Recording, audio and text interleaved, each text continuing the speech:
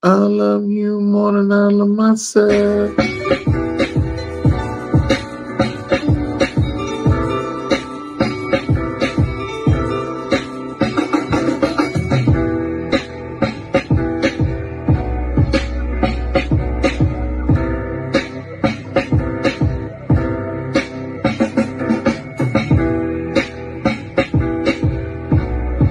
Is your favorite rapper of all time? Go! Biggie Smalls is the illest.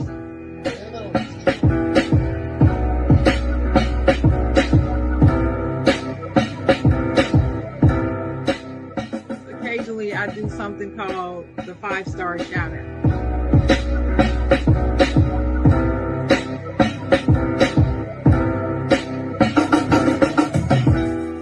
I love to say this line. I'm not gonna say it because I don't believe in it. I don't believe in you can't make you know what I'm talking about.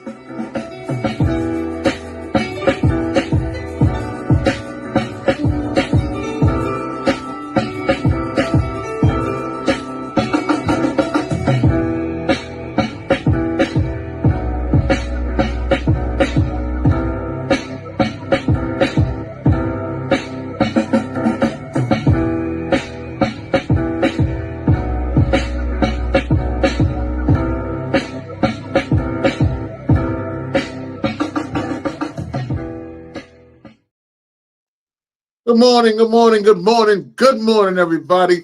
Top of the morning to everybody out there. How's everybody doing this morning? I know we started off just a tad bit late, but we here to fulfill your morning craving of the side joint. Everybody needs a side joint early Saturday morning.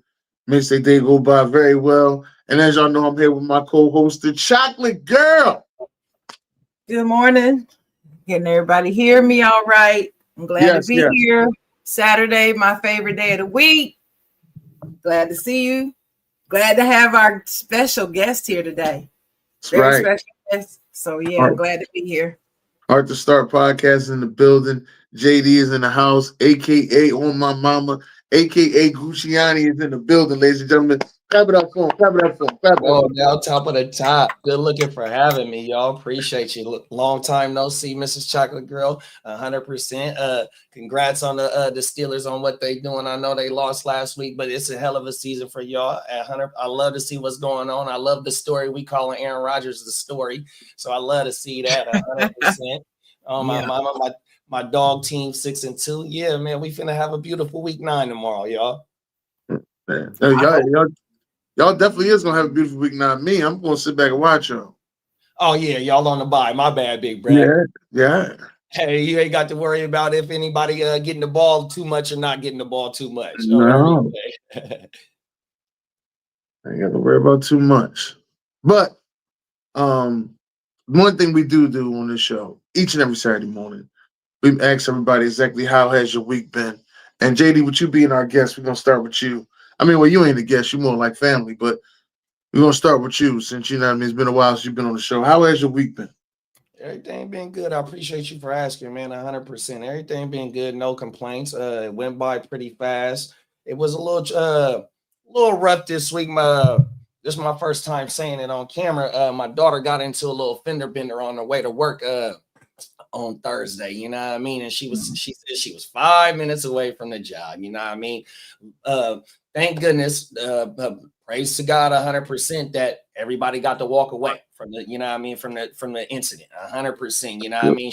Me up just based on, you know, because I done been in multiple, you know what I mean, and we see car accidents all the time. So, you know what I mean, it was other than that, you know what I mean? She said she only had a little bruise on her arm, more shook up than anything. The car hurt them more than anything else. So, yeah, other than that, man, I was on the grill late last night. Me and wifey had the R&B slapping outside, had a few little drinks on the grill. We're going to do it again today. So, hey, other than that, man, I had a beautiful week. And then, you know, we got one more day. Like I said, week 9 vibes. You know, I'm a big fantasy football player. So, you know, I'm excited for the games. We're getting close to these fantasy football playoffs. So, everything great, big bro. 100%, man. So I appreciate you for asking. That's good. That's good. Now, y'all get that tri-tip out there, right? Now, could you break down what tri-tip is? Because I was trying to tell some folks, but I couldn't really get to it. What is tri-tip? It's a part of the cow. I don't know exactly what part of the cow it come from, but it's a nice little piece of meat. Pause. What's you get it about 3 pounds, and I go to the Costco and it's already seasoned. But you can go to any of your local grocery store and get it, right there, and you throw your own seasoning on there. 100%. You can smoke it, throw it on the grill, throw it in the oven. 100%. But yeah, it's just a part of the cow. I don't know exactly what part it come from, but yeah, one of the homies in here might say what part of the cow it is, but it's fire though, big bro. Yeah. Yeah. I was trying to explain to people. I was like, yeah, in the West Coast, they got tri-tip. You know what I mean? I was like, we don't have tri-tip out here like that. Yeah, that's what Jay Will was telling me, because when I Yeah. was telling him that I get the The season joint from Costco, he's like, man, they don't sell it out here. Yeah. Everything. I'm like, what the? No, they ain't got tri-tip out here. And I was trying to explain. I was like, yeah, my homies in the West Coast, they get that tri-tip. They barbecue, get that tri-tip. They love that tri-tip. I ain't never had it. Wow. I was like, we don't really have it out here. That's crazy. When you touch down, that's when we go throw in the grill. Yeah, man, I can see what it's hitting for. Matter of fact, when we was at the draft, Kidda had made some. I didn't get a chance to taste it on everything, but yeah, they said he threw down on the tri-tip. Okay. When y'all was in Vegas, right? Yeah. Man, I missed a good one on that one. I ain't missing no more. It's an annual, so you got the open door policy. Yeah, I ain't missing no more. Ginger Ninja, what's going on, baby? Top of the morning, big bro. I'm in the morning to using this thing here, using this chat early. You know what I mean? Come on now. Tri-tip is the bottom strand of the cow. Okay. Sirloin of the cow. I'm sorry. Here we go. Thank you, Ginger Ninja. I don't know. I ain't know that. You ever had tri-tip, Sharon? I don't know. I may have, because my mother was an expert chef of a cook, so I don't know. I may have it, just don't know. Have no idea. Have it with some asparagus and maybe some mashed potatoes. Oh yeah, or maybe some corn on the cob on the grill. Oh yeah, everything. Man, that's definitely good. Sharon, how was your week, Sharon? I've had a good week. It's pretty good. It's Halloween week. Every Halloween I say I'm gonna plan ahead and get a costume and dress up and all that, right? And every year I don't do it. I don't know what that is about, but anyway. You're probably gonna have to do it next year because you're in that stepping group. So they're gonna have. I know they probably had a stepping Halloween costume party. They did. Yeah, right. We did, but I didn't. I had the day that they had it though. I had to work, so I couldn't even make it. But what we did is we dressed as as grandmas and grandpas, older people, and they had canes, they had walkers, they had gray wigs on, the whole nine. It was cute. I've seen the videos and they're pretty good. But by the way, send Marcus that link, the show link. He said he'll come on.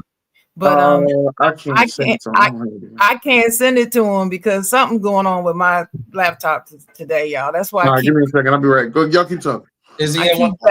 Keep bouncing out and bouncing back in. I don't know what's going on. But anyway, StreamYard don't want us to be great. That's all it is. I have a love-hate relationship with StreamYard. Oh, wow. There's times that I really love it, and then other days it just does not agree with me or my Wi-Fi, and I don't know what it is. And it also depends on whose StreamYard I'm on. Yeah. I don't ever have problem with my own StreamYard. Never. I never have a problem with it. But somebody else's, I don't know what that's about. But anyway, I had a great week. Got to see my grandbaby yesterday. He was dressed as Mario, from Mario Brothers. Yeah. He was Mario. And I think he was he Luigi? Maybe he was Luigi. What's the one that got the biggest hair? I know him by the red and the green. So Mario the red one, and then Luigi the green one. I can't. Okay, well he was Luigi then. He was Luigi because he has a big fro. He had a head full of hair, right? So he had this big old, and he had a little hat on. He looked so cute. But anyway, that's right. So got to do that last night. It was kind of cold, so we cut it kind of short. But yeah, it was a good time.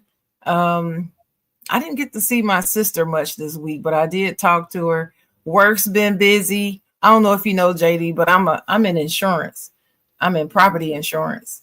Okay. And every time there's a hurricane anywhere remotely close to the East Coast, we start getting really, really busy because people panic. And all of a sudden they want to up their coverage. They want to do this. They want to do that.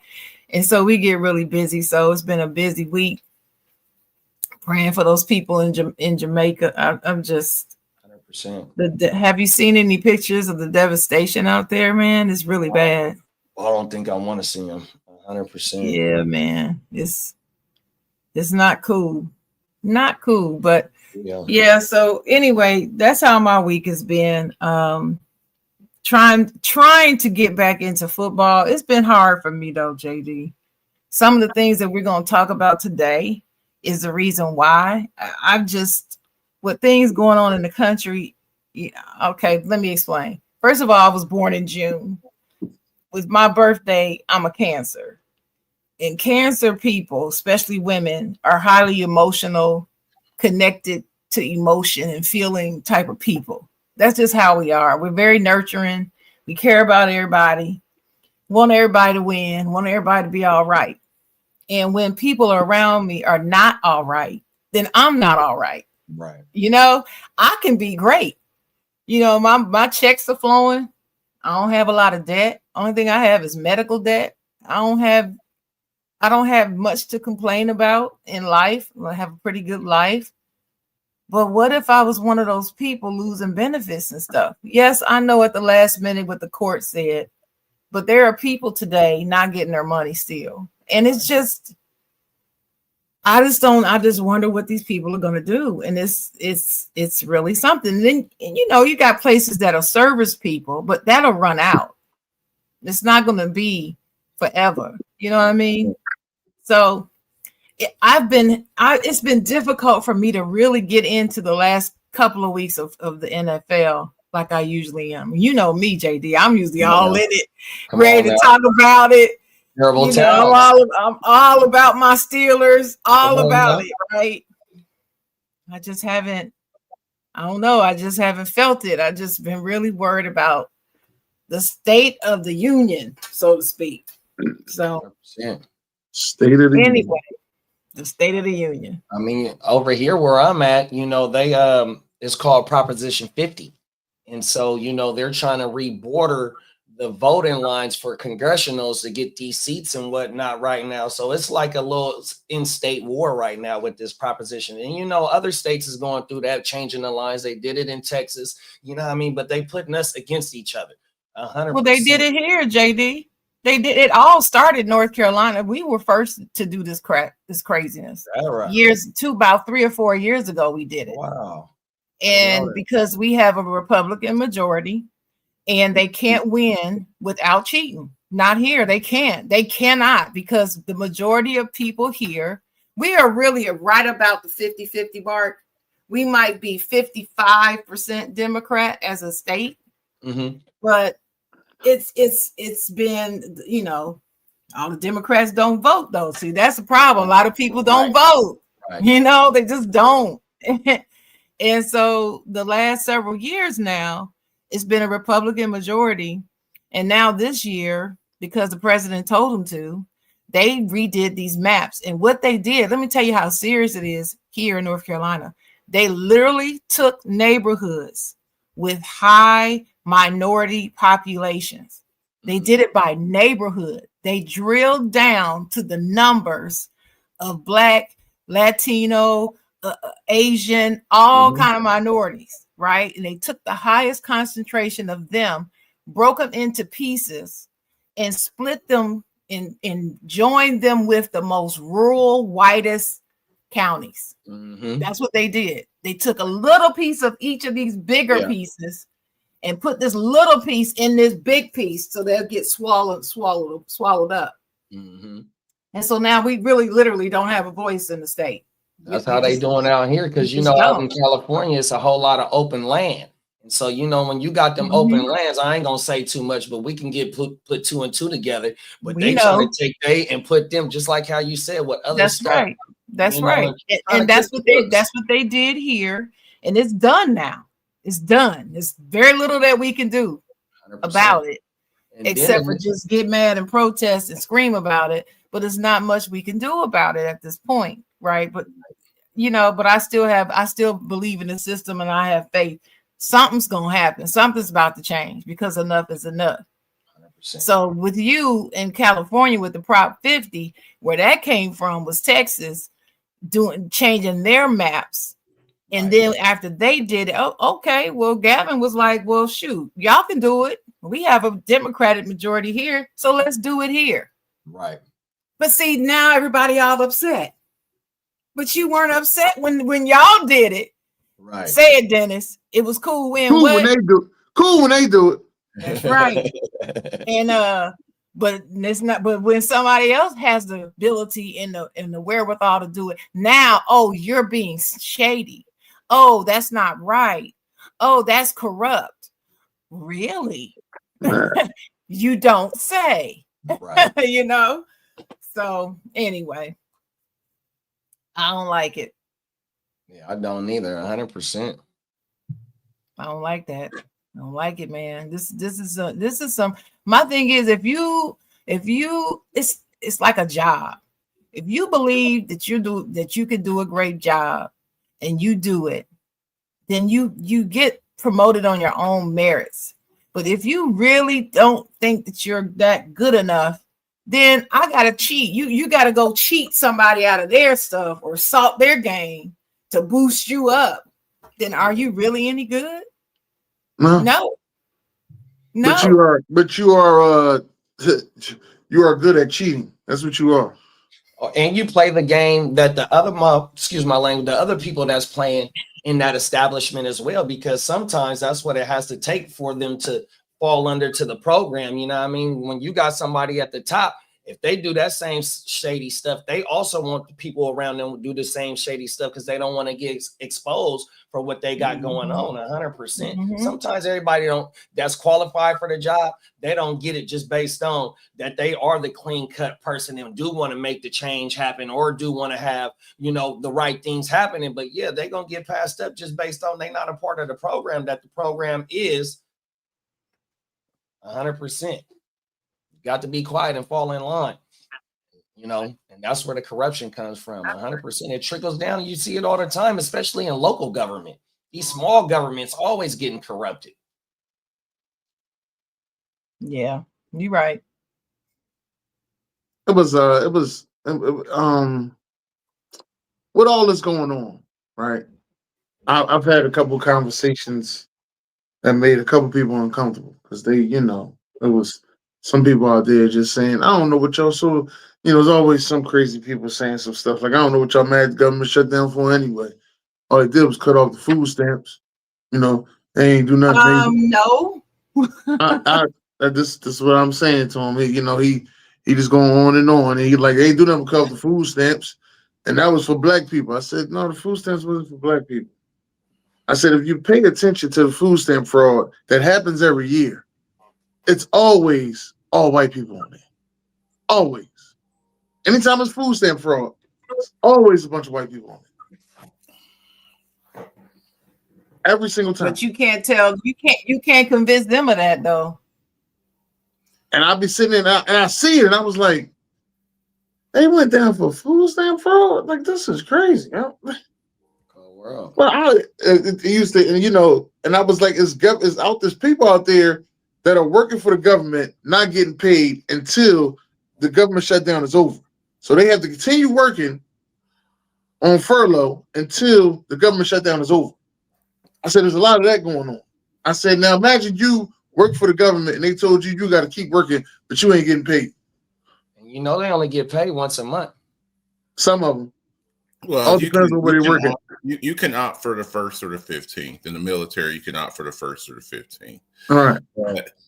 But 30 days a long time. I used to have to get my ex-wife. I used to have to get my ex-wife because she was like, let's just get paid with one time. And it's a lump sum. You might get like, $5,000. Like, this is great. I go, yeah, but that's gonna last for 30 days. 30 days a long time. Long time. A long time. And Marcus, welcome to the show. Welcome to the show, Marcus. Top of the morning, big bro. Well, how y'all Welcome doing, to the man? show, Marcus. Good morning. Top of the morning to everybody. But yeah, you know, you be living like a king for them first 10 days. Let's go out to eat. Let's go to the movie. Let's go do this. Let's go do. And them last 10 to 12 days. Wait. You better get your budget together. You better get them budgeting skills up. Hey, listen, I always tell people pay them bills early. Get them out the way. Because they coming. Yeah. They coming. Get them out the way. $5,000, that $5,000, you be like, man, this is great. And then you be, you gotta try to ration. You gotta try to ration, them last couple of weeks. But it's just tough. And here's the sad thing about this with this whole government shutdown thing, and we keep going through this. Look, vote for who you want to vote for, but understand there's consequences.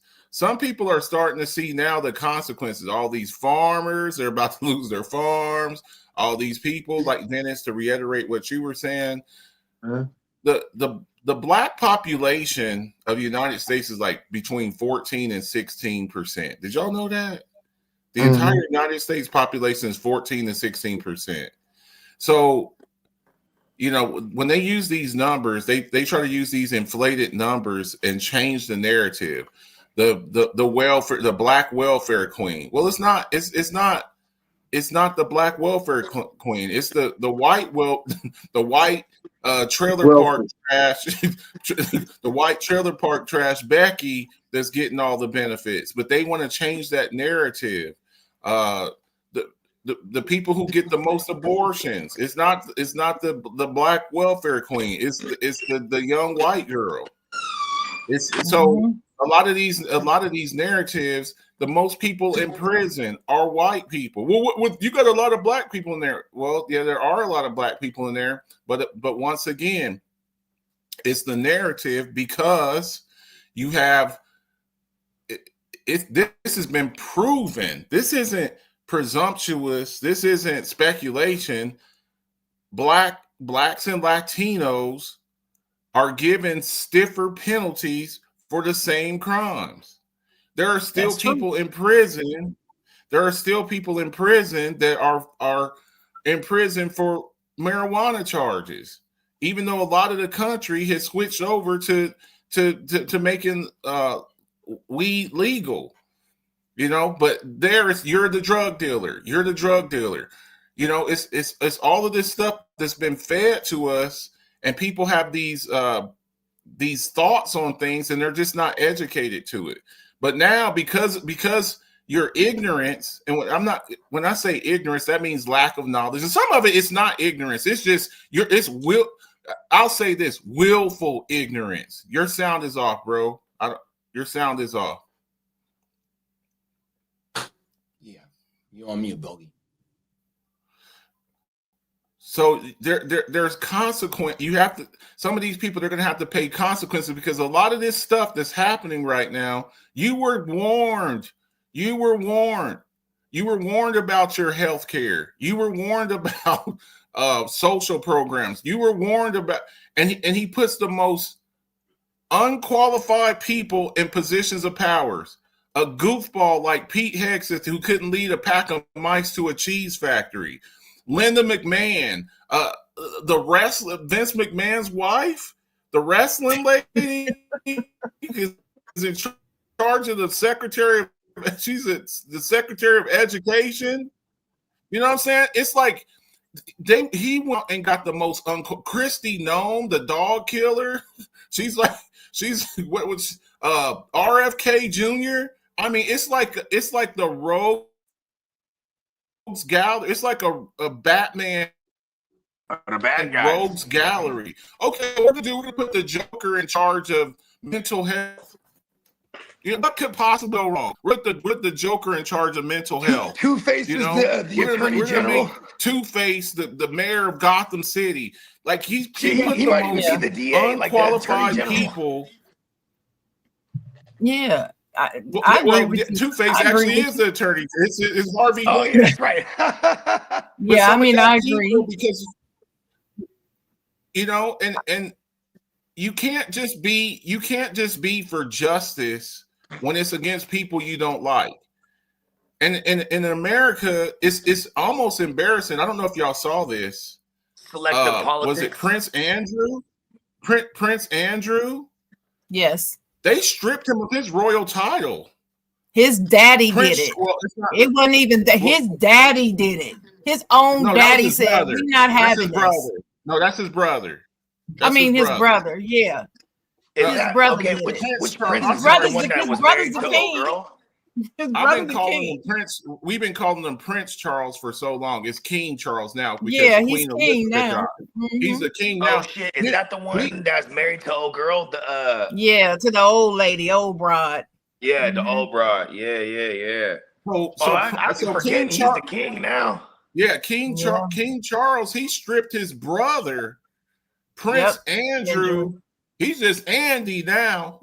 he's just Andy now. There ain't no Prince. He's like he don't even call him Andy. He took off. He just calls him And. Just Andy. Yeah. But the big deal is he stripped him of that title because he's affiliated with Epstein. Yeah. But here in America, we elected somebody president who's affiliated with him. So how does that make us look as a nation? I don't vote for his ass, but still, as a nation, look how we look. We look real dumb now, really dumb. Exactly. And the thing is, that's kind of how we've always looked to them, though. You know what I mean? Being Americans.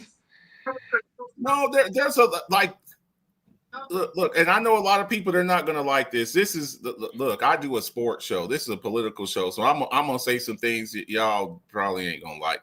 Some people ain't gonna like. I'll be respectful, but some of y'all, it's a reactionary show, so you know, people. Some of y'all. Some of y'all are failing an open book test. Some of y'all failed the assignment. Some of y'all failed the assignment, and y'all are starting to. So it was an open book test. You saw the way this man acted in his first term, and you said to yourself, "Cool, let's do it again. Let's run it back." That's what y'all said to yourself, and only now at the end do you see the consequences. See, a lot of times people, they be doing stuff because they don't feel consequences. They can call you the N. They can call you the N word on the telephone. No, Marcus. Some of these same people are still supporting this man. That's what I'm saying. Some of these same people are still walking around here saying, "Well, I agree with the shutdown.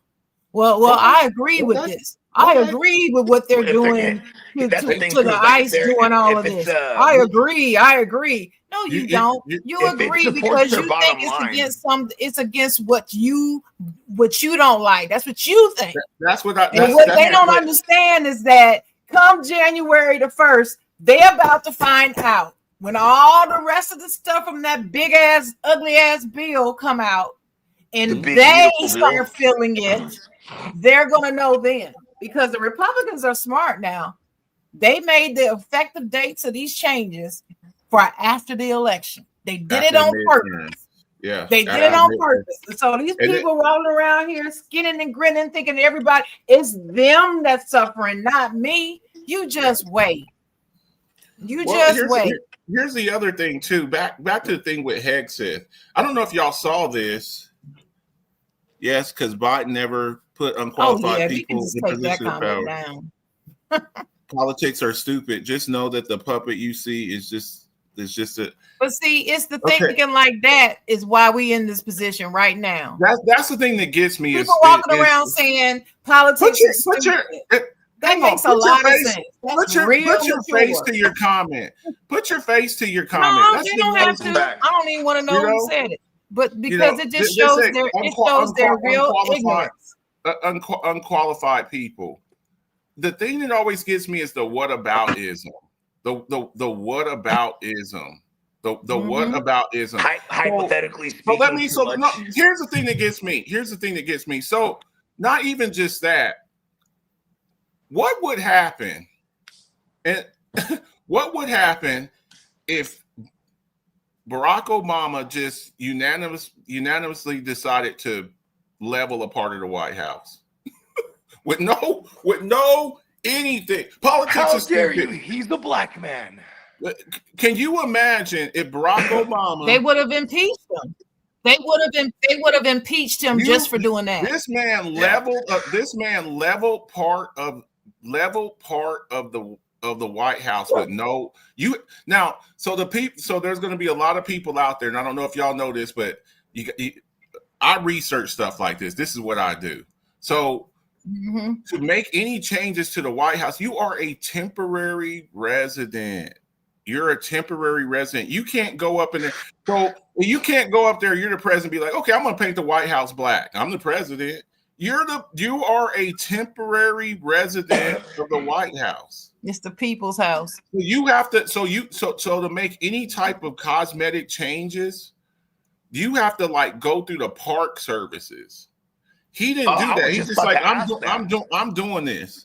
I was just about to ask, who's the authority? Like, it's federal property. Yeah, like if you're it ain't the president's property, it's the government. It's exactly. the US. I want to respond to there are checks and hold up, Marcus. There are checks and balances for a reason. The president cannot go around here unilaterally making the decisions that he's been making. What he's done is broken many statutes, not just two, many, and he's still doing it. And the Congress, who has the authority to keep him from doing these things, is sitting by letting him do it, as at least his party is. The Democrats just don't have enough votes to get him to stop. And they know it. It's the same thing that's happening in my state. It's North Carolina on a national scale. That's what it is. That is crazy that you put so it like people that. Can talk all they want. They can bash the Democrats all they want. They can call the Democratic Party nothing but a big plantation. They can say the Democrats ain't done nothing for black people for 50 years. They can lie. They can say all the shit they want. I would die first before you ever see me support the Republican Party, and I'm sitting here as a black woman. No way in hell. Hey, my thing is though, is just the blatant fraud though. 100%. When I'm in the state of California, right? My governor and my president is beefing like they are on different games. 100%, bro. Right? So when you got the state of California and the governor that run this, that got 24 billion in the last 7 years that can't be accounted for just for homeless. We have one of the worstest homeless population ever. And if you think at the main cities in this state, that is probably some of the beautiful cities in this country, 100%, and it's blatant fraud, and that's just on homelessness. Then when we just kick this show off, we talking about stamps, right? We talking about food stamps, EBT. I remember when the stamp book used to come. 100%. So when you got people that's using social security numbers for people that is 1 year old getting $1,500 or whatever they get, or if they're 200 years old and still getting a check in stamps, it's blatant fraud that's going on. So when we talk about us being about trillions of dollars in debt and we getting loans and all types of stuff, the money you got in your pocket ain't worth nothing because of us being in debt. The fraud in here has to be stopped, bro. And it's local government and it's the U.S. government. There has to be some way we have to get back to being the powerful nation that we used to be. So no matter what side of the blue or red you're on, we got to get back to being the most powerful nation there is, because we are kind of like not where we used to be right now, bro. And I love my country, no matter where I voted or who y'all voted for, 100%. And like, if you look at in history, they either rule with, nations are either ruled by fear or they're ruled by, some presented version of democracy. When I say presented version, because it's never usually the case, and going back to what Marcus was saying earlier about ignorance, saying like, I mean, ignorance is kind of a choice. Like when he said, when we have it's an open book test, people are, people are they're not as naive as they think they are. They're more ignorant than anything because they're choosing to not know. You know what I mean? Like ignorance is bliss is an actual saying that people comfort themselves with. You know what I'm saying? And once they start finding out, once that ignorance becomes actual knowledge, and they're like, oh shit, it's too late. You know what I mean? That's what I'm saying though. With all of the access to information nowadays, if you don't keep yourself informed, then that's on you. That's on you. But my biggest issue is when I read in the comment section where it's like, well, both parties are clowns. To me, that's a defeatist attitude because look, you have one party that's our buddy Lee that's fucking shit up. And look, I try to keep it clean, but you have to look at this. You can't say, look, all of these movies that we watch and these pop culture movies, you look at Lord of the Rings, and you look at the Hunger Games, and you look at Star Wars, and you look at with Star Wars, you can't just be like, well, the Sith and the Jedi, they're both bad. Darth Sidious and Darth Vader and Obi-Wan Kenobi and Yoda, they're all the same. No, they're not all the same. You can't look, nobody's perfect. Nobody's perfect, but you have to look at the party that's actually doing stuff that's really fucking shit up. These people that like Trump pardoning Santos, he just pardoned Santos. He just pardoned this cryptocurrency dude. He's talking about pardoning Diddy. Even black folks who loved Diddy's music back in the day and Bad Boy Records is like, hell nah. He needs to be in prison. So he's pardoning all of these people. He's putting all of these people. He pardoned the January 6th rioters. Okay. Well, it was the FBI. They just let them in. Do you know who was in charge of the FBI on January the 6th? It wasn't Joe Biden, folks. It was Donald Trump's FBI director. So when you sit up here and you play the both sides are the same, that's part of the problem. Or when you just sit back and you're just like, well, my vote doesn't matter. Your vote does matter. That's why they're so hell-bent on trying to take it away from you. Because if you get enough people going in the right direction, then they can't stop that. But when you give people power who are taking care of the rich like Trump, hooking up his buddies like Elon Musk and Jeff Bezos and all of these boys while they cut your health care. Oh, I have a plan to replace the Affordable Care Act, Obamacare.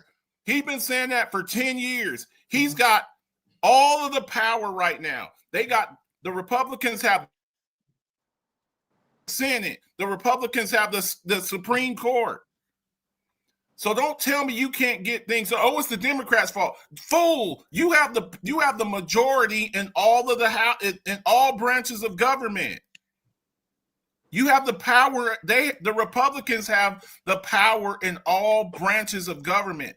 So you can't put this on the Democrats. You cannot put this on the Democrats. You have a majority in the Senate, a majority in the House of Representatives. You have a 6-3 majority in the Supreme Court. So don't tell me that the Democrats are messing stuff up. Don't tell me that the Democrats are messing stuff up. So you can sit up there. You can sit. It's like Mr. Miyagi said on The Karate Kid. Stay on one side of the road, you safe. Stay on the other side of the road, you safe. You stay in the middle of the road, get squished just like a grape. Some of y'all are sitting right in the middle. Oh, well, both sides are bad. No, you have one side right now that are tearing shit up. They're tearing up the FBI. They're tearing up the Department of Education. They're tearing down healthcare. And you're sitting up there and you are condoning it. You're condoning it because you are lethargic.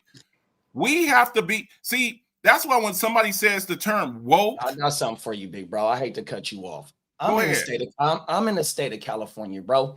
Okay. You know what? In Southern California, at that border, yeah. You know where that's at, right? Yeah. You know what I'm talking about? At that border of Southern California, right? Yeah. So when you let people come in here that's not born here and allow them to come and get what we kick the show off with is government assistance, right?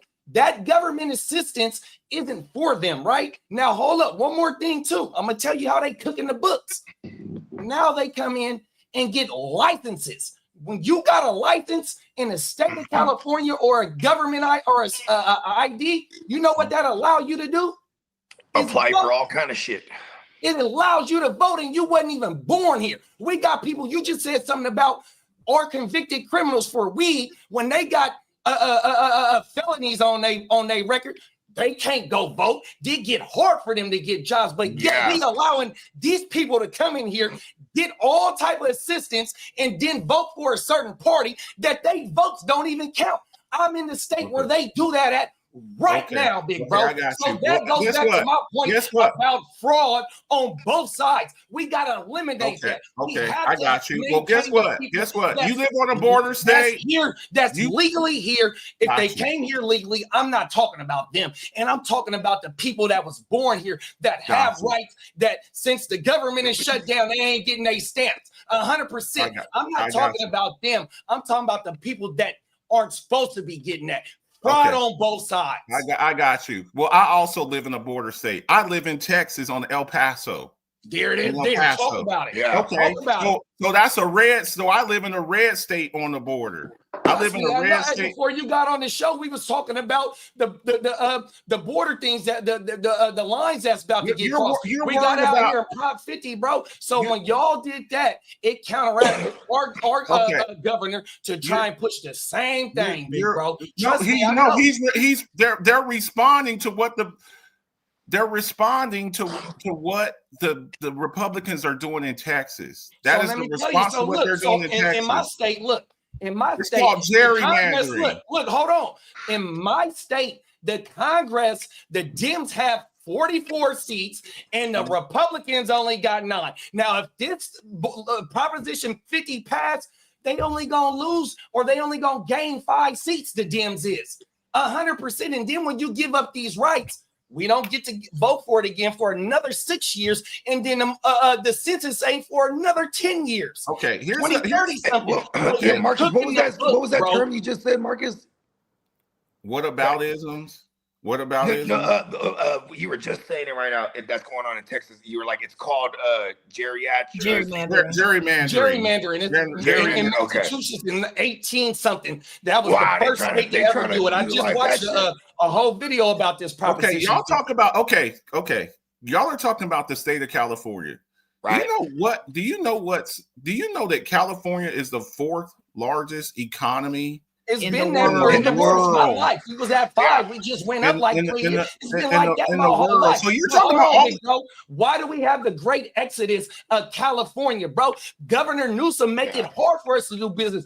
Joe Rogan, Elon, you just said Elon Musk. We're all in Texas, bro. We can't do no business here. I'm watching all the companies move out. All the tech companies great exodus, bro. And we the number 4. We got. Hey, look, I'm gonna tell you like this, and I just went down a rabbit hole because, like I said, I just watched the thing on Prop 50. Look, our state income tax is 10%. 65% of our general fund in 2022 and 2023 come from state taxes. I just told y'all from the last 7 years, 24 billion of homeless funds is gone. Don't nobody know where it's at.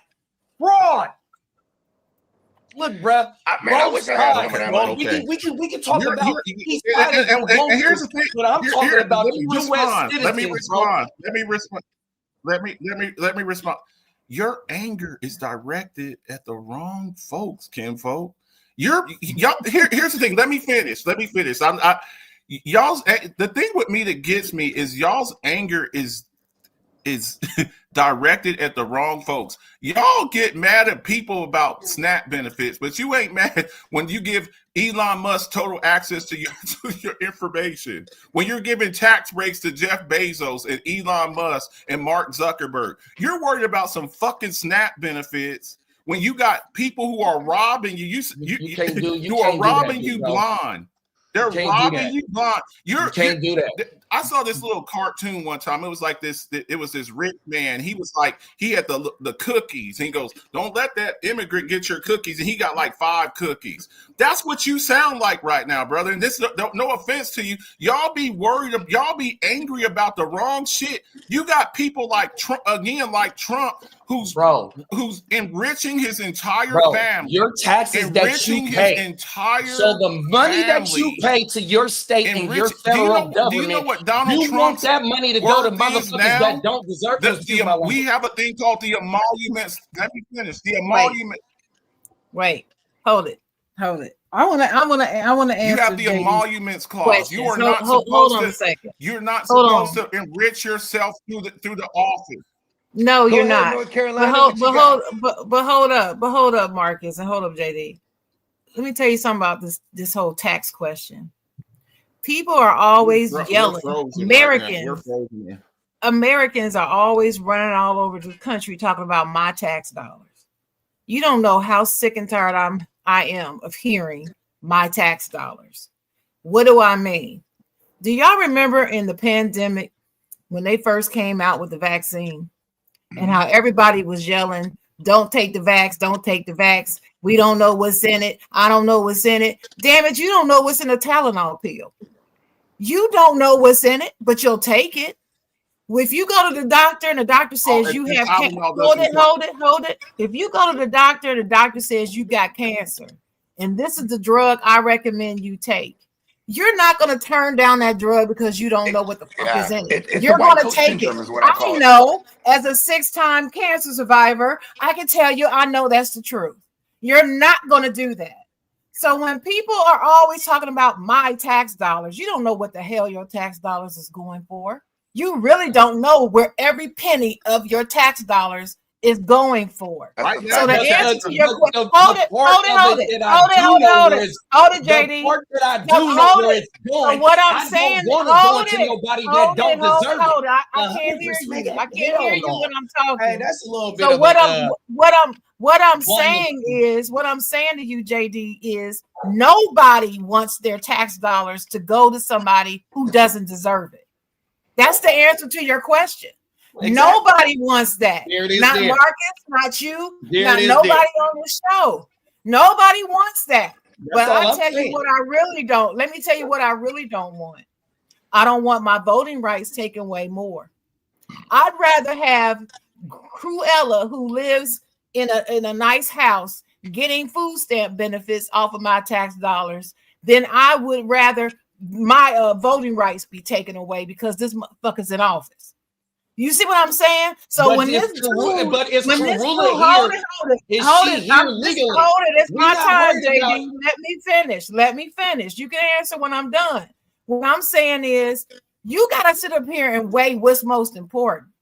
You sitting up here talking about, like Marcus said, it's not a blast on you personally, JD. What I'm saying is, this person getting away with SNAP benefits who shouldn't have it is not breaking you.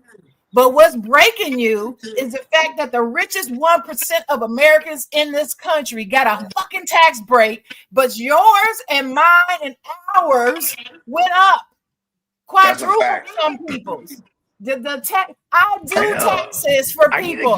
I had people sitting at my desk crying because they couldn't pay their tax bill. They didn't know what the hell they were going to do. Why? Because they didn't know that his tax plan got rid of their tax credits.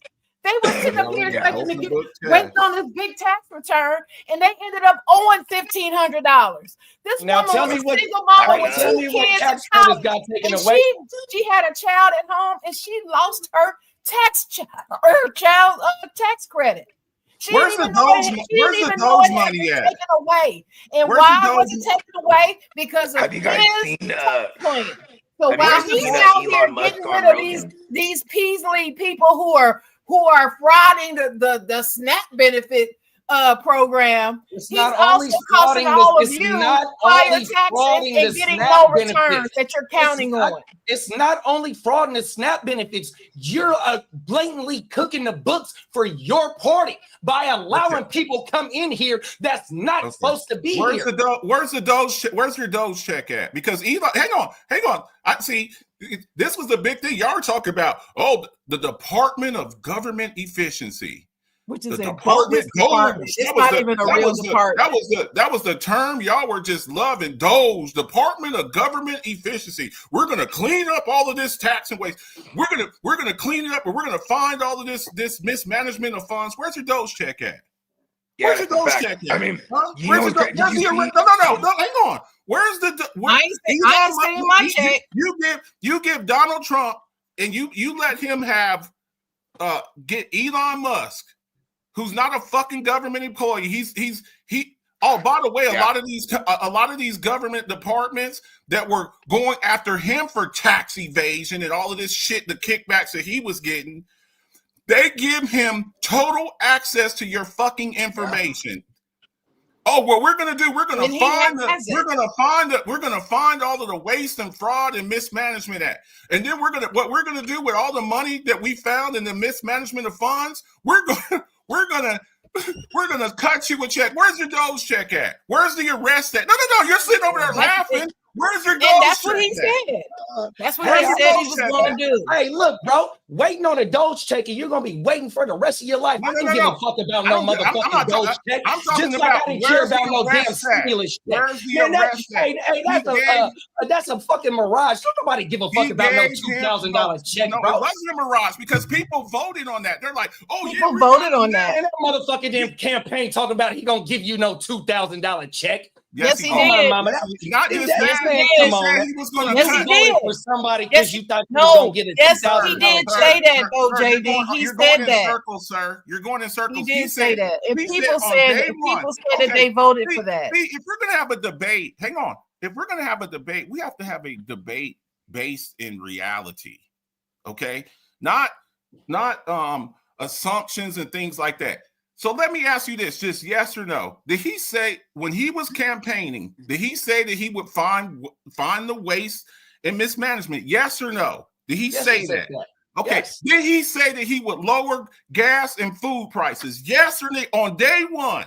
Yes or no? Yes or no? Hold on. Let me say something too, bruh, because I'm in here in the state of California where our gas prices are $1.50 higher than the national average. Okay. The federal tax or the federal don't got nothing to do with our gas prices right here. So when you talk about him campaigning right there, and you got a mandate by 2035 that every state car has to be electrical, ain't no way that infrastructure is going to electrical. They didn't say electrical. Use a damn lie, bro. They said lower emissions. He said lower. Look, bro, hold on. Let me, bro. I live in this state. There's an initiative. Hold on. Let me speak. By 2035. I own a business where I have small equipment. Right. Okay. In 2024, that got banned out.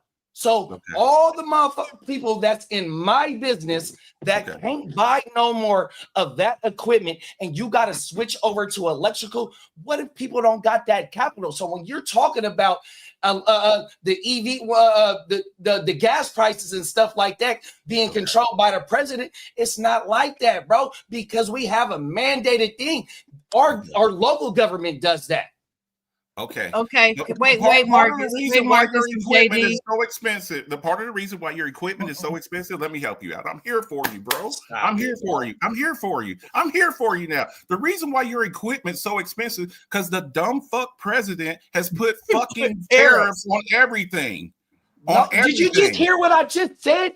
The gas-powered equipment got banned. You can't buy it here in California because of an electrical mandate. Now, this small engine equipment is done. Now, by 2030 or 2040, All cars in California is damn near had to be all electrical. You don't have the infrastructure for that. Gas-powered equipment, cars been on the road ever since the car's been here, right? 100%. So in 20 years, you can mandate and make every car electrical car. Man, come on, bro. He's making it hard for people out here to do business. And I'm not talking about the presidency. I'm talking about what our governor and his policies have messed up, bro. 100%. Okay, got you. Wait a minute, Marcus. Hold up. Okay, so JD, so I'm gonna ask you a question. Given that information you just shared with us, what do you think the president should do? Look. I'm just asking. What do you hold it, Marcus? What do you think the president could or should do about that situation? If you don't think he can do anything about it, just say nothing.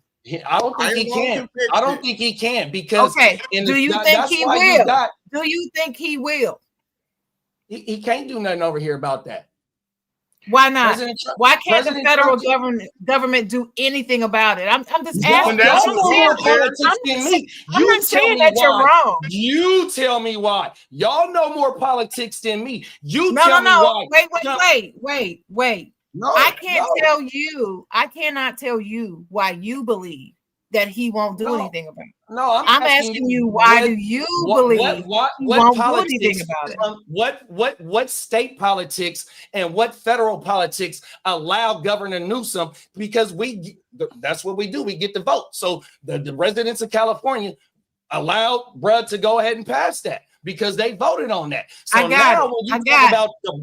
got it. But why do you believe that the federal government can't do anything about what has happened to you all in California? Because the state voted on it, bro. If something can be done, if something can be done, he would have did that, bro. 100%. Because if it benefits one party or if it benefits one side and the other side don't agree to that, you don't think they're gonna try and do something about that? Okay. So let me answer it this way. No, you're right. He's not going to do anything about it. Do you know why he's not going to do anything about it? Because it's California. It's a blue state.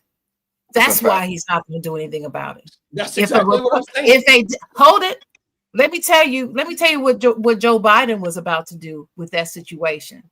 Did you know that Joe Biden was trying to find a way that both sides win in that situation? I know about it because I went to a summit about it here in North Carolina about what's happening in California. There was a reason. Why? Because next to Silicon Valley, you know where all the tech people are going? My freaking state. Yeah, okay? North Carolina. They're all coming here to the Research Triangle Park where I live. I live here. Utah. They're going to Utah right in the middle of it. So I went to a summit and saw this. And do you know that he was trying to come up negotiate with a way to fix it so that both sides, the gas power and the electrical, win? He also wanted it to be he wanted the changeover to be on a longer timeline so that it didn't negatively impact you as much. But guess what happened? Kamala didn't win the election, so that's gone. Because she didn't win the election, mainly because a lot of people hate her because she locked up too many black men. I also think, that's a whole nother story. I think America isn't going to ever vote a president who's not going to help you. Who could, sir? He could, but he's not because it's a blue state. If it's a blue state, he is not going to help you in anything. That's what he's going to do. And ain't no Democratic president ever did that. And I don't know of any Republican president who's ever done that either. Every time though the Republicans are fully Republican, both those Bushes, I've been through Nixon, Reagan, both of them damn Bushes. I've been through all of them.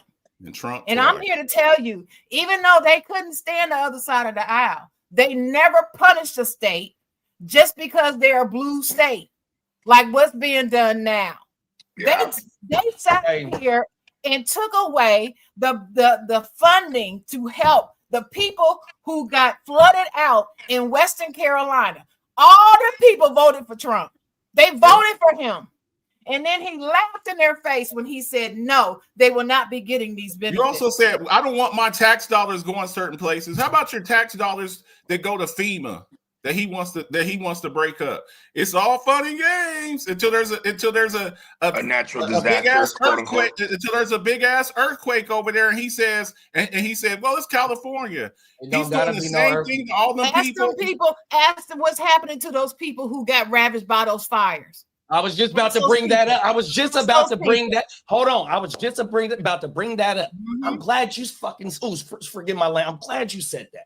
So, since we're in the state of California, somebody just said about being the 4th biggest economy in the world, right? Yes. But yet, where the Palisade fires was, where the Altadena fires wasn't no water in the fire hydrants.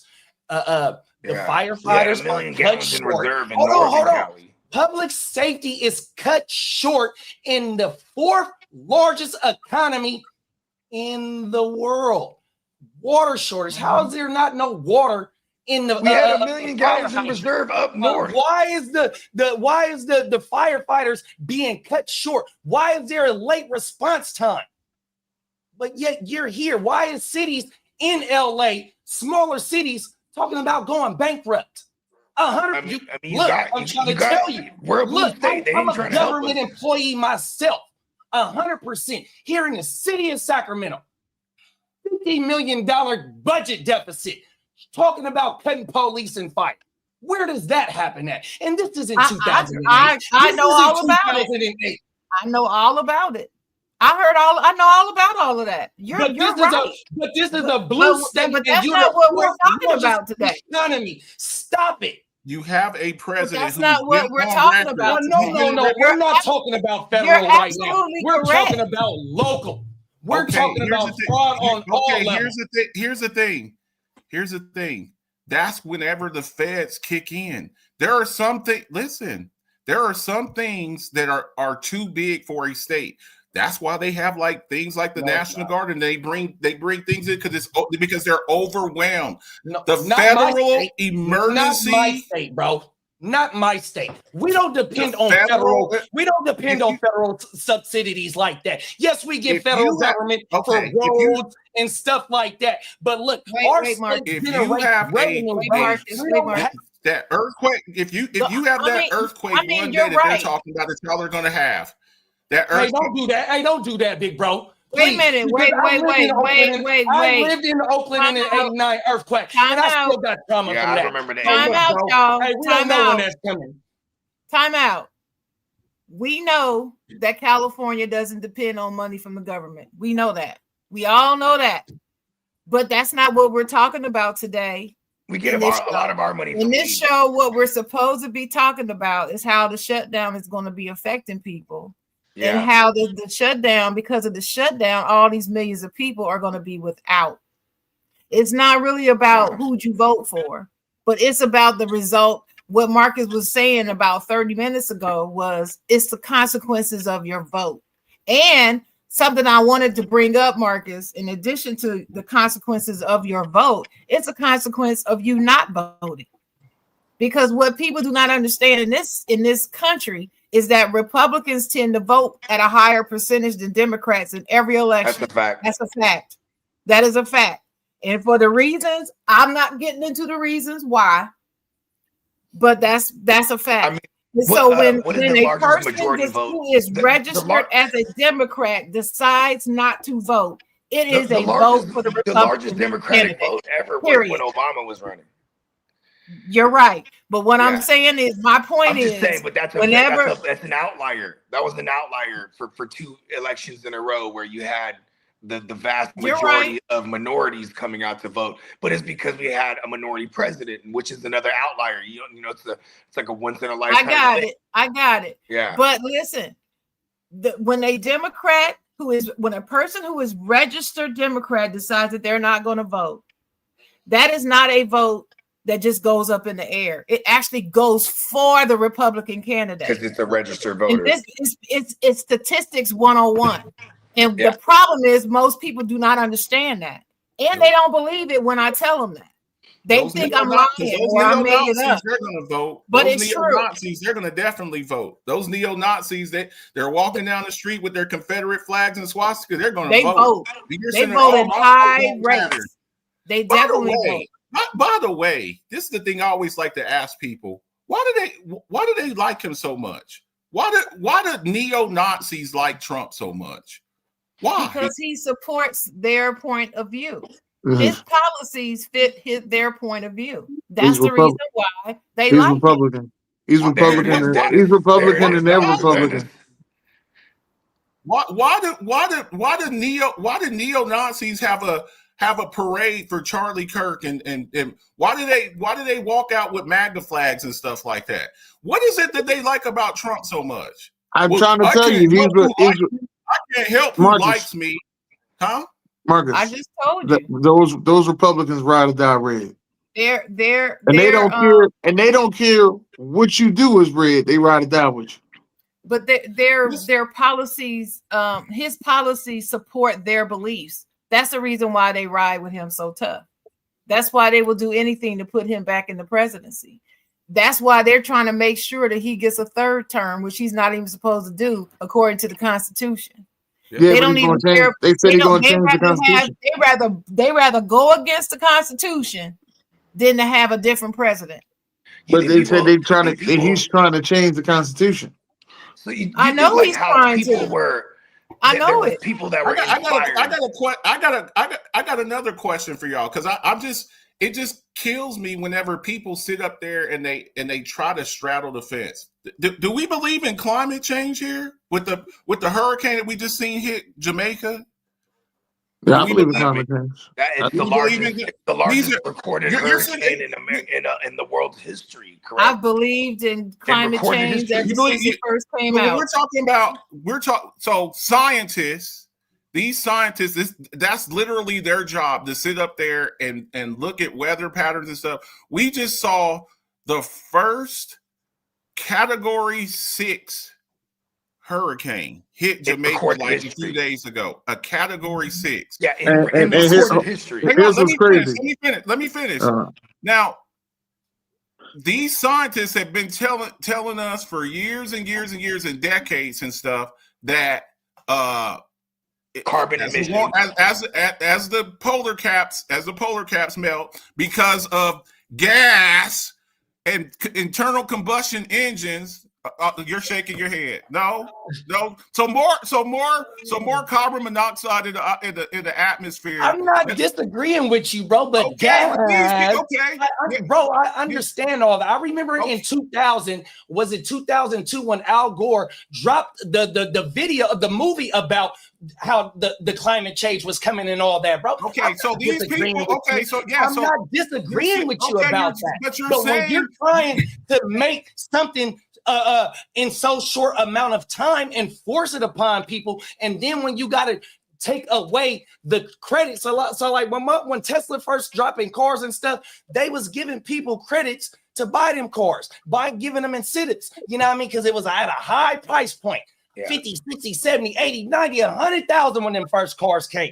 Now them tax credits is gone. So when you talking about trying to force somebody to be in an electrical car by the time 2040 come and they so expensive on top of already paying for gas, it's like people are forced to be on electrical scooters, forced to get on the public transportation. I understand they're trying to cut. And look, like I said, I'm a government employee. It's called the carbon footprint. You're definitely trying to reduce that. I understand that, bro, 100%. But when you're forcing it at you have to force some stuff. Okay, if you tell your kid, look, you got to clean your room, but take your time whenever you want to clean your room.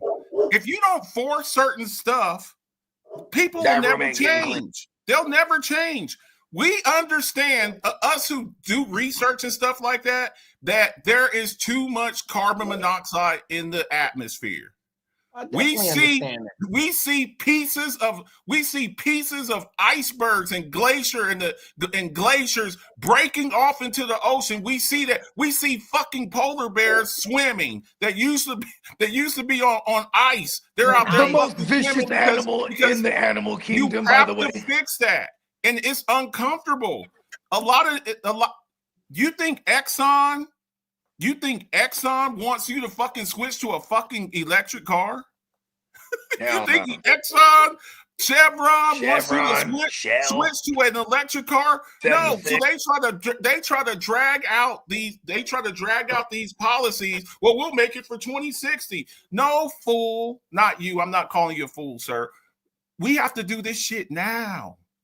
Now, we just saw this. We see these every year. These hurricanes get worse and worse and worse. Every year we see these tornadoes get worse and worse and worse. You're worried about, your tax credits and stuff like that. We're talking about the fucking planet. And you have people like Donald Trump, these septuagenarians and octogenarians, 70 and 80 years old, who ain't going to be here in 5 or 6 years. They don't give a fuck. They don't care. They don't give they're a not fuck gonna be here. because they're not going to be here. They're not going to be here. We still got to be here. You're worried about, gas, the gas, and they're making us switch to gas, and we're having to do this. It's the fucking planet. Or unless you want to move to Mars with Elon Musk, because that's what he's talking about. We're gonna move to Mars one day. While you're giving fucking tax credits to Elon Musk and Jeff Bezos and Mark Zuckerberg and all these fucking billionaires, you're worried about fucking SNAP benefits. You're worried about getting SNAP benefits. These motherfuckers are fucking the planet up. They're fucking the planet. And you're worried about a couple of people that get. Everybody who gets SNAP benefits ain't some fucking illegal, an illegal, undocumented worker. There are some people out there who physically cannot work. We don't like getting handouts. There are some people out there, they're broke up. They're trying to take away. They're trying to take away Social Security. I just had a 26-year career in. I want to hear. I want to hear from Bo. I want to hear from Bo. 26-year career in. I haven't heard from him yet. I get SNAP benefits 100%. Well, I want to hear from Bo. And I want to hear from they didn't come. And of course I'm mad about that. I mean, I love y'all, but y'all have been doing most of the talking, and I want to hear from Bo's now. I want your opinion. Okay, ask away. I just want your opinion. How do you feel about what do you think about this government shutdown? I feel like I'm partly responsible because I am of the category where I didn't vote. And and it's mainly because, for context, I was off the grid for a long time. Nothing's in my name. You know what I mean? You can fill in the blanks of why I was off the grid. I understand. But and then, being on paper, this past, let's say, I don't know, since Trump was in office, you know what I mean? The first time, that's pretty much since I've been on paper and trying to do things legitimately and own shit. And you know what I mean? And I did that. We own, me and my lady, we own a couple properties, and I'm thinking I'm living an American dream. You know what I mean? I'm going to go ahead and, I got 4 kids. My whole plan was I'm gonna have a property for each kid. And then within this last 3-4 years, that my plan that I've been planning for a long time got rocked to the core because all the interest rates going up.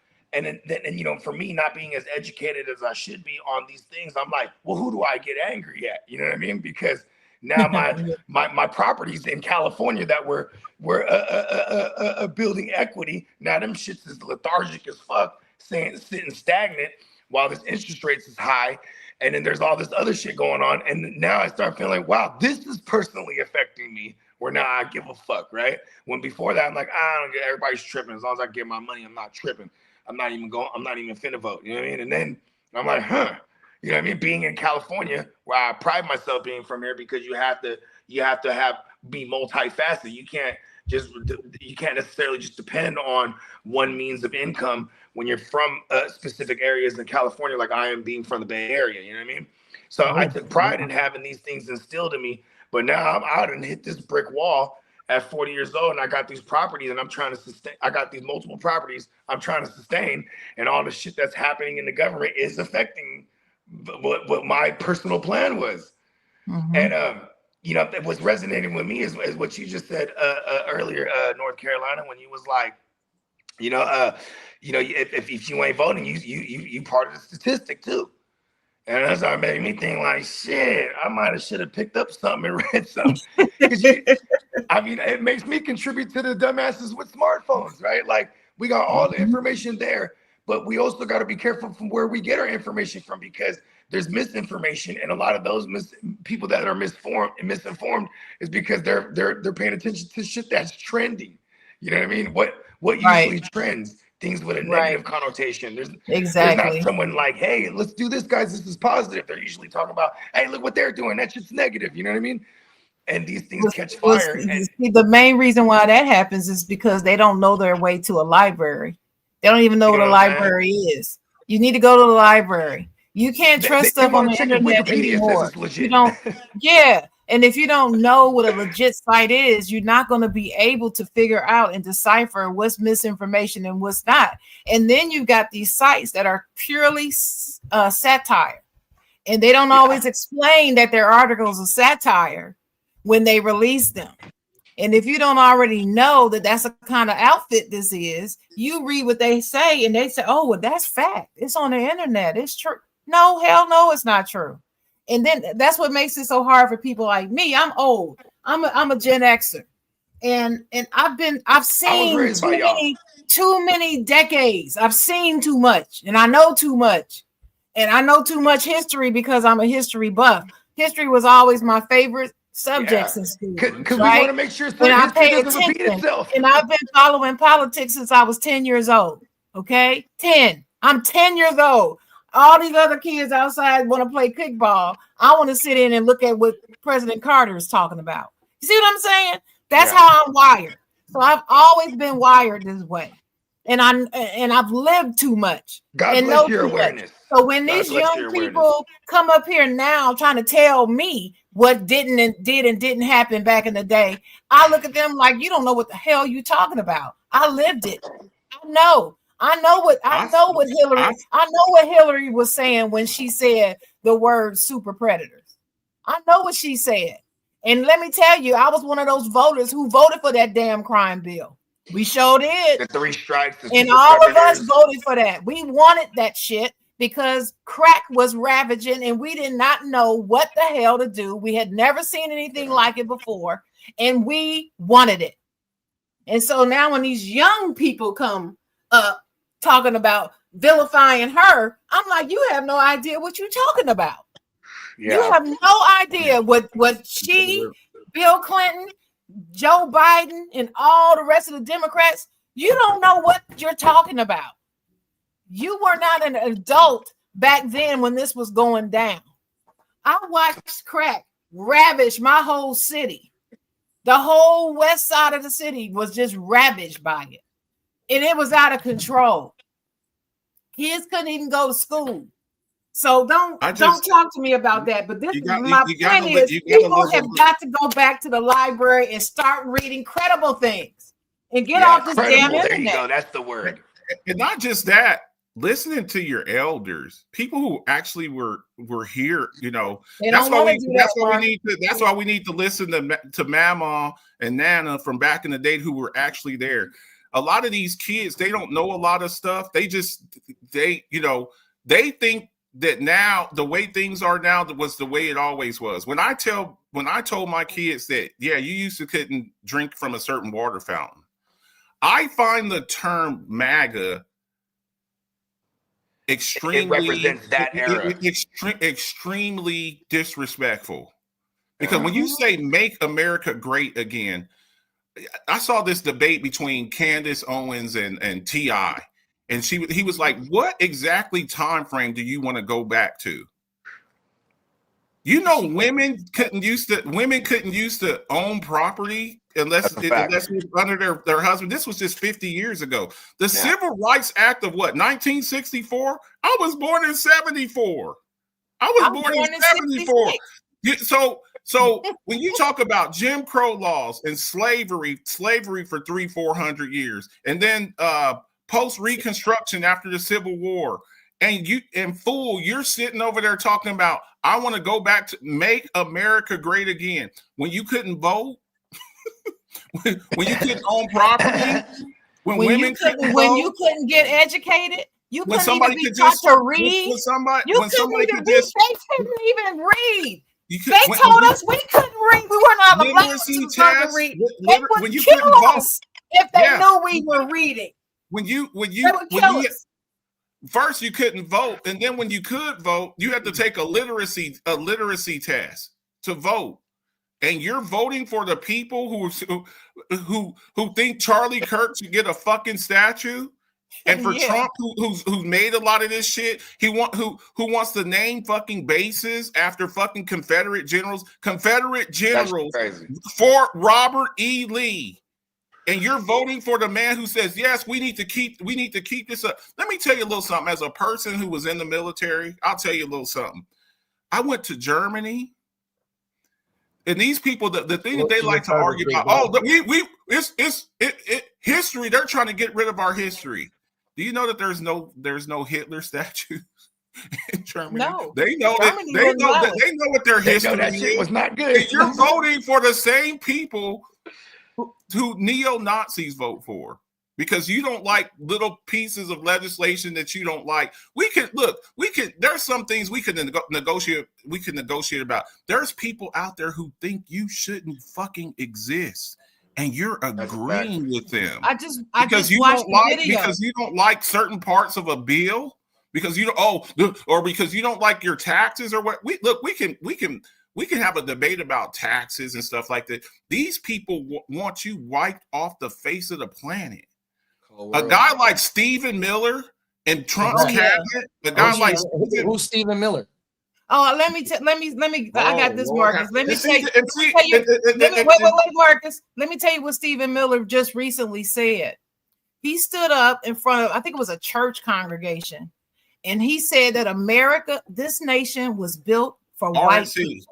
It was RNC. He said this nation was built for white Christian people. That's only. Trump. That's Trump's advisor. That's Trump's and he advisor. Said he is the founder. How old is Brett? He's the founder of born in the 60s. What's the name of that group? Oh God, what's the name of that group, Marcus? The Heritage Foundation. Oh. He is largely responsible for Project 2025. He's the one that organized and got all those people together to write all those chapters in Project 2025, which the Trump administration is carrying out right now. All the stuff that he's doing is in Project 2025. I read all 900 pages of that motherfucker, and it's in there. Everything that he's doing. I would imagine it's not a great read. Wow. But I'm saying it's not a great read. But it's recommend that you do need scary. It's something that you do need to read. I understand the frustration. And see, this is where I get upset about the whataboutism. Well, both sides are the same. You know, they're not. I don't like Batman, but I don't like the Joker either. The Joker's bad, but I don't know if I like Batman either. In a lot of conflicts, you have to pick a side. There were a lot of people that, people they tell me, they're like, man, when this shit was going on with Hitler back in World War II, man, I can't believe in 1939 the German people are stupid. They let this guy take power. That's what in America, we think we're exceptional. We think that things that have happened in other parts of the world can't happen here because people become lethargic and they're worried about the wrong shit. If they're stripping your rights away and they're putting people in power. Now, again, I'm in the military. I was in the military. Absolutely, bro. The commanders. So each part of the military, they have a certain theater of operations. Okay, you got Central Command, that's like Iraq and Afghanistan. You got Africa Command, of course, that's Africa. You got European Command, that of course Pacific Command, that's like Hawaii and Japan and all of that. Yep. So the U.S. Southern Command, that's where this shit's going on with Venezuela. He's trying to start a war with Venezuela. Let me finish. So the admiral, he's a black admiral. He was a black admiral who'd been in the military for like 35 years. He just resigned because what they're doing, they're just blowing these boats up. Yeah, it's inhumane. I've been covering that on my podcast. That's a war crime. Yeah, I've been covering that on my podcast. That's completely inhumane. That's a war crime. Those court, those that's a war. It's not just inhumane. People They're forcing those people to drive those boats. You shouldn't be blowing those people out the water like that. They're getting forced to blow those. What you do? To drive those boats. I do not agree with that, bro. We have those. And if you look, we have ships. If you look at them submarines, like the people that drive them submarines, they're inhumane in there. They can't use the bathroom in there. All that is loaded with nothing but dope in the engines that carry it, bro. They can't. How they got 30 days of food, like, and then you want to blow them out the water? It's like, bro, you got the Coast Guard. You can pull up on them and pull them over and stuff. It's like you really killing these people. What I'm saying. Excuse my language. That hurts. That's me, a war. That's a war crime. So if you that's a war crime. So basically, the commander of that theater, the U.S. Southern Command, he was a black admiral. He resigned in protest because eventually there's going to come an accounting.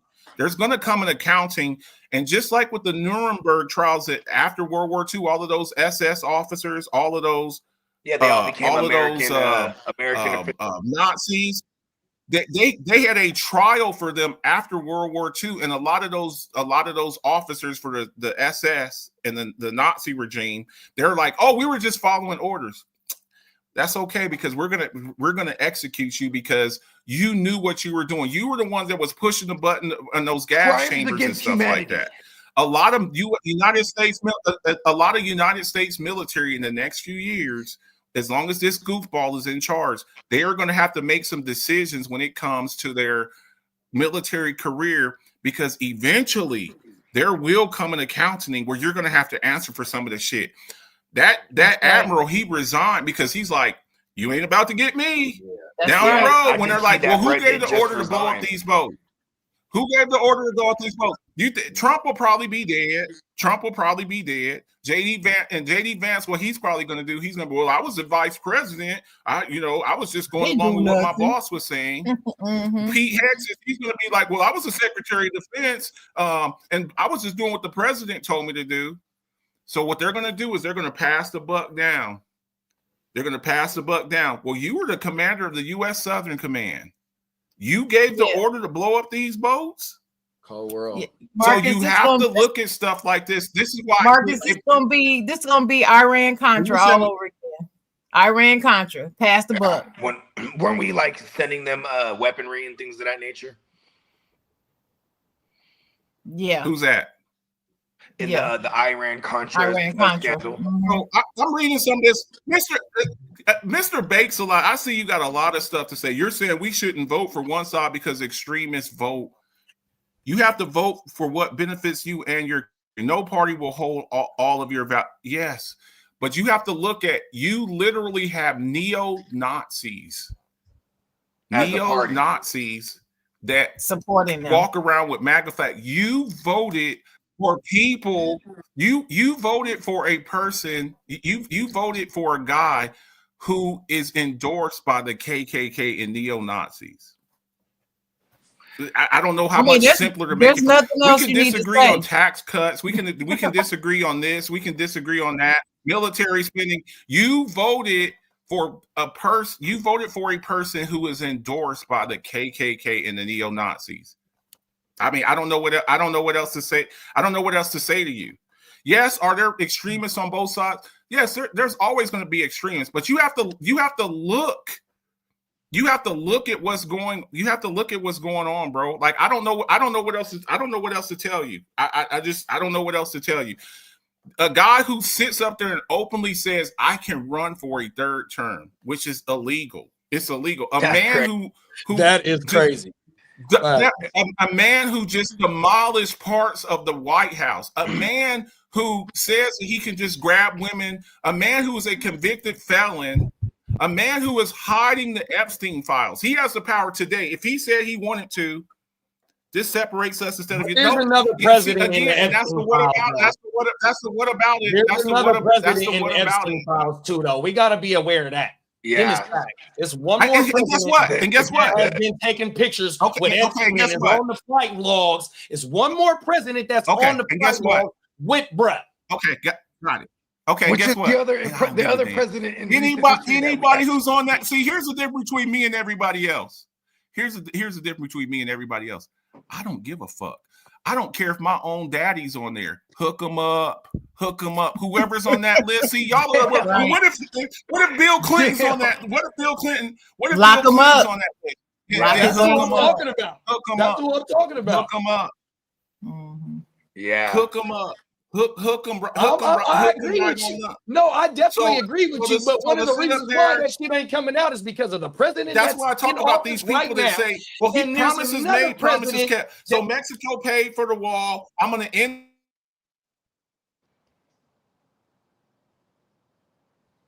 Damn it. He was about to start cooking right now. Prices. There you go. I'm just saying, like, eventually you have to come out and you have to be like, eventually we didn't hear what you just said, Marcus, because you froze. You froze. We didn't hear what you said. Yeah, go ahead, bring it back to the Mexican wall. The Mexico pay for the wall? Yeah, we didn't. Promises made, promises kept, right? Right. No, Mexico's gonna pay for the wall, right? No, he didn't pay. No, they didn't pay. I'm gonna lower your gas. I'm gonna lower gas and food prices on day one. I'm gonna end the war in Ukraine on day one. I'm gonna end the war in Palestine on day one. Dude, this dude makes promises and will say anything. And you got in the words of Malcolm X, you got duped, you got bamboozled, and some of y'all don't want to admit it. You just don't want to admit it. You got bamboozled. You got bamboozled. Well, Sharon, keep doing what you're gonna do. Keep doing your thing. I just wanted to come through and pop my head through. Keep doing. I appreciate y'all, man. Much love to everybody. Look, we can agree to disagree on some stuff. We can't disagree. We can't agree. Well, Marcus, Marcus, like I always say, when you come on as a vet, I thank you for your service. You know how I feel about the veterans. You know where I'm at with that.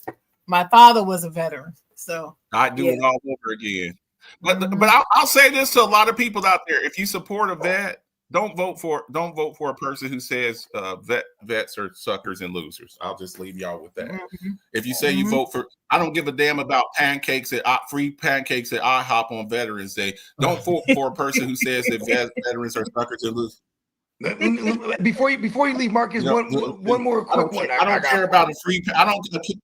I don't care about free pancakes on veterans. If you really care about veterans, then make sure that veterans are taken care of, and there ain't no homeless veterans. How about that? If you really care about it. If you want, and here's another thing. If you really care about veterans, the people who are active duty right now, don't send them off to some fucked up ass war that don't make no difference. While you sit back and your kids ain't going to war, bearing Trump. Okay, I'll leave y'all with that. Y'all do with that what y'all will, man. Much love to y'all, man. Sharing, I love this show. My favorite.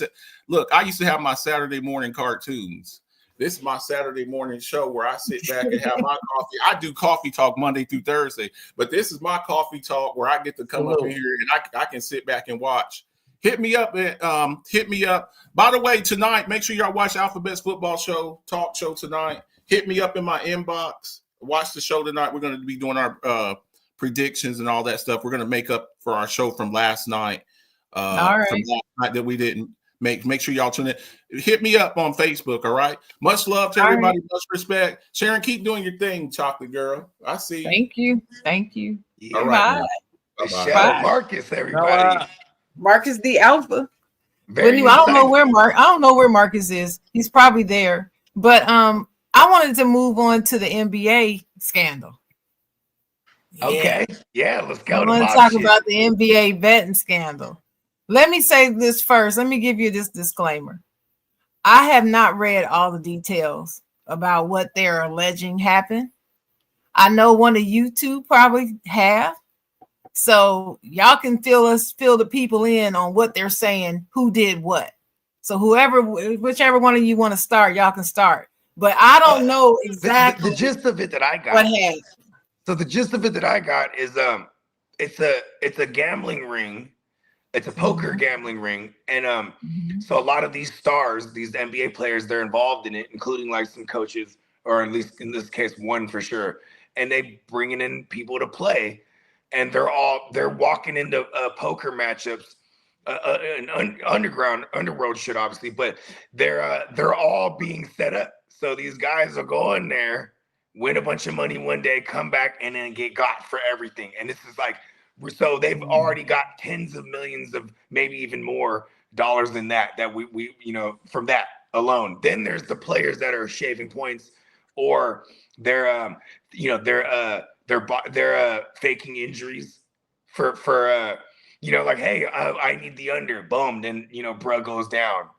You know what I mean? They're throwing games. They're throwing games, and and then you have a Chauncey Billups. I'm not sure exactly what his involvement is, if it's with the shaving points, but I know he's also involved in the poker shit, because a lot of these people, they these ballers, they want to go and play poker with these players.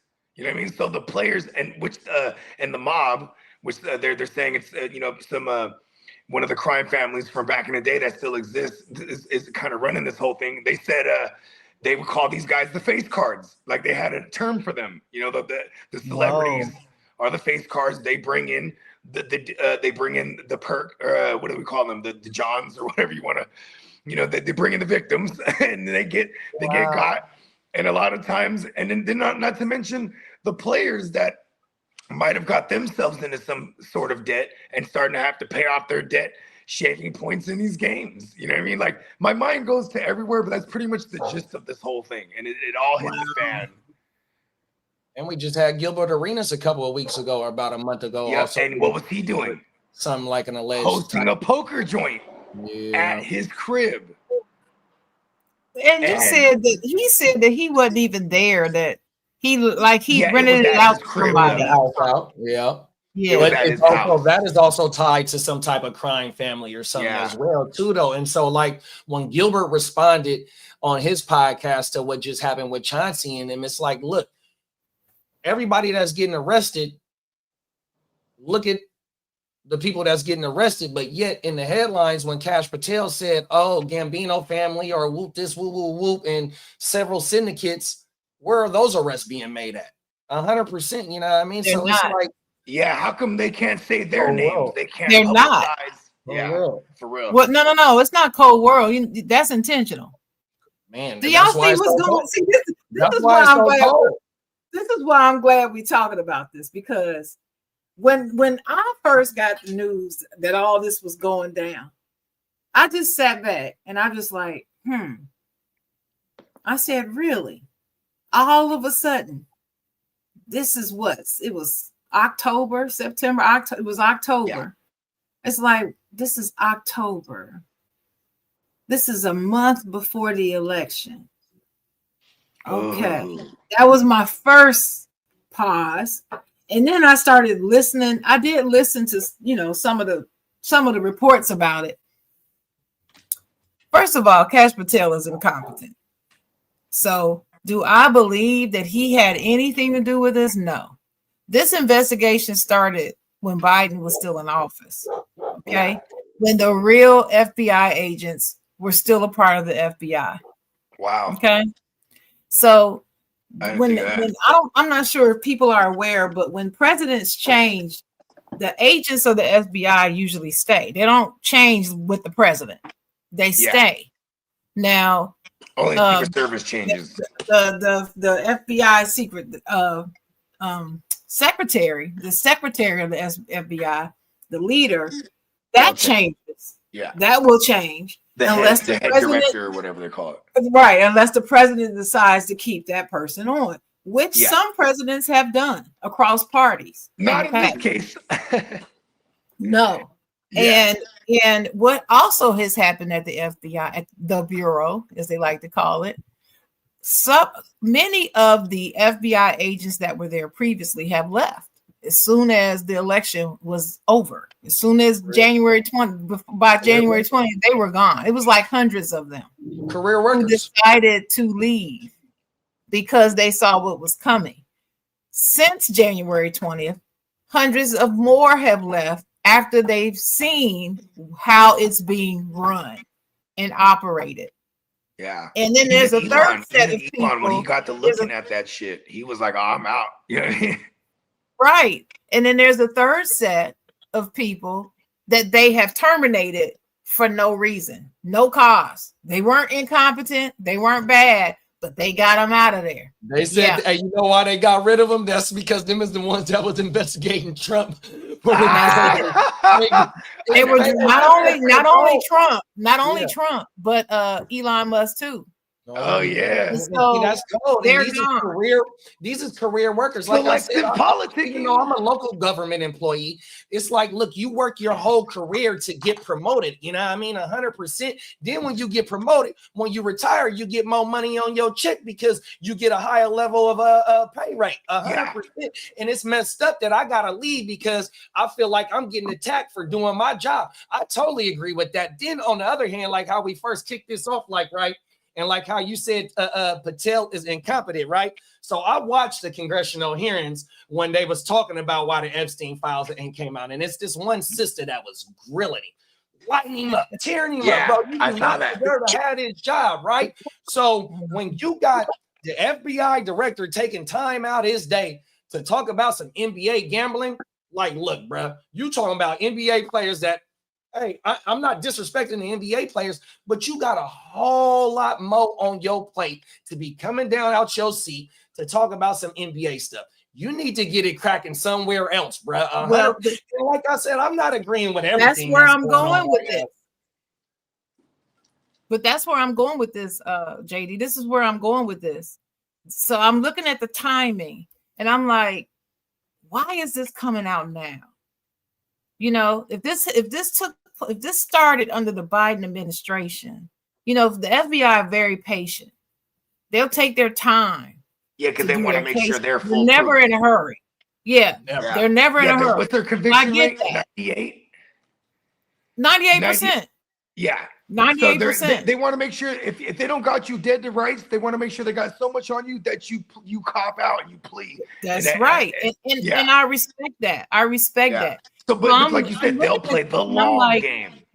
What is this? Yeah, they play the long game. What is this timing? And I was like, you know what? What I got to thinking was, did this really take place? Did all this stuff really happen? I just started asking myself, what if they're making up these? It's these another things? Distraction. So thank you, as another distraction from what is really going on. Yeah. Right. Because if y'all know, we Marcus was talking about how he tore down the East Wing. Do you know he didn't start the bulldozing didn't start until after this NBA press conference? Did y'all know that? Wow, to kind of just take attention away. The next day, here comes the people mover, the backhoe. That's what it is. Yeah. Wow. And I was like, really? They got this on the schedule. Very interesting. They got this on the schedule. Yes. Then I got to thinking, you know, back in the 1940s, Germany's leader, I'm not going to say his name again, but Germany's leader also built a boardroom. I mean, a ballroom. Did you know that? He also built a ballroom in Germany. No, I didn't know. I didn't know Adolf did that. No. Oh, but listen, what that ballroom was, it wasn't really a ballroom. It was a bunker. Now, do all of you know what a bunker is? Yes. No. Okay. Now, do you know anything about the White House structure, diagram, or anything? There's a bunker in there. There's like a bunch of Masonic architectural like design. Well, besides that, the East Wing, in case you don't know, the East Wing sits above the president's bunker. Yeah. That where the president set up for the president to go and operate the government from in case of nuclear attack or anything like that.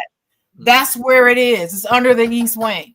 Yeah, I definitely saw that movie where Jamie Foxx he's tearing all this down. He's gonna build this ballroom in its place. Do you know that the ballroom that he's building is 4 times the size of the ballroom that Germany's leader built back in the day? 4 times the size. So let me ask you this, Ms. if we're building, so not only did he have to destroy the East Wing, that's why he had to take the Rose Garden too. yeah, That's why he had to take all that area. So they're preparing for something really big, catastrophic. And even guess what they're preparing for? They're preparing for two things. They're preparing for staying in office. That's right. Past his second term. That's right. And they're also preparing for getting rid of the undesirables that they want to get rid of in the nation. Oh wow. That's the reason why they're doing this National Guard stuff that they're deploying, and they're making up these scenarios that they have to deploy them to Portland, they have to deploy them to DC and Chicago, they have San Francisco. Right. Look at where they're deploying these people. Highly minority areas. Yep. Highly minority and highly liberal areas. Why? To desensitize Americans to it. So once they start going out getting all these citizens they don't like, nobody's going to think anything of it when they drive up and swoop somebody and put them in the back and take them away. Thank you. And martial law will become the regular law, essentially. That's what they're doing. Now, I said this to somebody and they were like, Sharon, you out of your mind. Okay. You thought I was out of my mind when I said that they're going to elect this man. You weren't doing nothing but sharing the information. I told them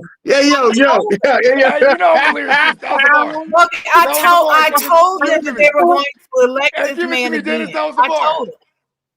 I told them that they were going to elect this man again. And that's exactly what Sharon, I said the same thing. I want to say it was 2016, 2015, 2016. They was like, they ain't gonna let him be in office. I said, listen, when he beat that third Bush, I said, no, he getting in. They was like, he's not getting in. I said, I didn't believe it until my mother told me. I believed it when he beat that. My mother was fighting cancer at the time. Okay, so she was bedridden, and she's like me. She follows politics to the letter. And she said, she looked up at me and my sister one day. She said, y'all need to get ready because he's going to win this election. And when my mama don't say a lot, but when she says stuff, she's usually right. Can I ask you a question? And I was like, oh my God, Mom, are you serious? He's going to win. And damn it if he didn't win. I remember, nobody taking him serious. I got a question, but before I pose the question, here's some context. So when that election was going on, my oldest, first of all, I got 3 daughters and a son. My oldest, she's about to be 18 on the 9th. Shout out to my baby girl. She's all grown up. But so when that election was going down in 2016, she's over here like, all she's ever seen in her lifetime was a Black president. And now she was poised to see potentially the first woman president. So she says like this to me, Daddy, we're really gonna have a woman president. And she has a teacher who's a Democrat and was really promoting the shit. And I'm like, baby, that would be awesome because that would be so dope for little girls across the world. Be like, look at this. You know what I mean? Right. Same way minorities and non-Anglo-Saxons saw it when they saw Obama get in office, right? Like this, it gives you inspiration, things that But then I said to her, I said, that would be awesome. But they're never gonna let a woman get in there, baby, because there's too many old timers that'll just vote against that. No matter, and plus the party she was, who she was married to, that probably didn't help her case. And then you're going up against someone who fights dirty. You know what I mean? Remember, she was winning that whole thing till them WikiLeaks came out. That was their ace in the hole. There was no way. It was like, and and then, my daughter, obviously, her generation, they're definitely anti, orange, you know what I mean?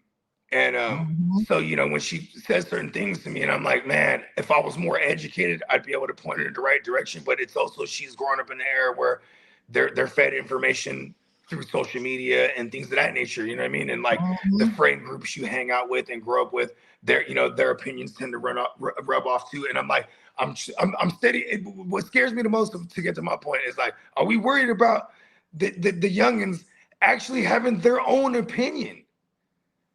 You know what I mean? It's so hard for them to find their own opinion when it's convoluted with like information, whether it's misinformation or actual information, comes from both sides. You know what I mean? Let me tell you, let me answer it this way. It's a very good question. Very, very good question. Very insightful. I did not used to worry about generations behind me having opinions until the millennials really came of age. When they started, very loud. Well, not only that, they're the first generation that did not respect or appreciate their elders, the millennials. They were the first generation to say, your way is the old way, get out the way, and we don't want to hear from you. They're the first generation to do it, because my generation, yeah, we like the new and different. We like new. We created new. I'm the generation who built the personal computer. I'm the generation that created the CDs and DVDs, this technology. That's my generation, right? They didn't do it. We did it. It was nothing like that before us. But we still respected our elders. We still listened to old people. The reason why we were able to be great and do these great inventions is because we listened to our elders. We respected them. We carried ourselves accordingly. There was pride in it. There's such thing as protocol and etiquette. Not anymore. That shit is out the window. And they don't even know they can't spell protocol. They don't even know what it means. And so now you got the generations that are coming behind them. This is what I see has happened. You know, sociology was one of my favorite courses when I was in college, Dennis. And this is what I see happen. So after Gen X came the millennials, after the millennials, Gen Y and Z, and now Gen Alpha. But let me tell you what's happened. The millennials started the trend downward, is what I call it. The Gen Y kind of in the middle, but Gen Z ain't playing. It's Gen Z that's gonna save us, I believe, because Gen Z is going to is more in tune with climate change, women's reproductive rights, and voting rights, and respect for all. That's big in the Gen Z generation. And these young people, they're not playing. And they see all this turmoil that's happening before them now. By the time they get older and voting age, they're going to be ready. They're going to be ready. I truly believe it. When you look at, you listen to, you read the data says so. This is not just my opinion. This is what I've read. And you know, other people can walk around talking about not believing in any ologists anymore ever since this man got in office. Well, you can do that if you want to. Experts know what they're talking about. So yeah. Oh man. Oh, geez. I have to say this show has went way left. So left. I didn't even tell everybody how my week started. We just got right into it. Just bam, just shot right into it like a cannon. Huh? I have to say this was good. I'm gonna let y'all know how my week started though. I had a really good week going. Monday was a little crazy because I got sick on Monday. And took some Dayquil and some NyQuil, got myself back together. By Tuesday, late afternoon Tuesday, I was cool. But besides all that, on Friday, went to my daughter's school. She had a Halloween parade, so I went over there for that. And besides that, like I said, it's been a pretty good week. You feeling better now? Yeah, I feel better, but I need to get on top of things. And I don't like how I just get hit with a sickness out of nowhere, and I don't even know where it came from, what it was, and nothing. Like, I don't like none of that. That shit all through the air right now too, bro. Man, I don't like the way none of that's going. So I got to figure that out. I have to figure that out. But I do see the doctor on Tuesday, so that which is our voting day. We vote on Tuesday as well. I don't know what voting day it is for y'all, but I know we vote on Tuesday. I noticed that y'all vote like different times. Yeah, they sent our mail ballots out. You could have been sent that back in if you wanted to. Okay. Well, what day y'all vote on though? I want to say it's this week, but okay. Yeah, I think so. I'm not sure, bro. I ain't gonna lie.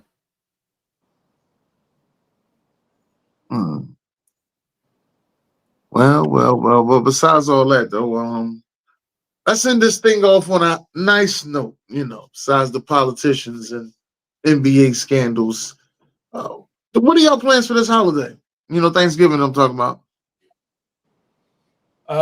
Well, usually I do a Black Friday gumbo. Me and my wifey do that for the family instead of because my wifey is not really into the traditional Thanksgiving food.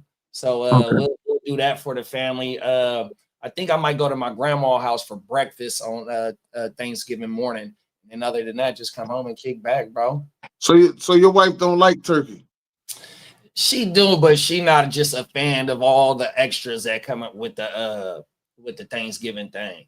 Okay.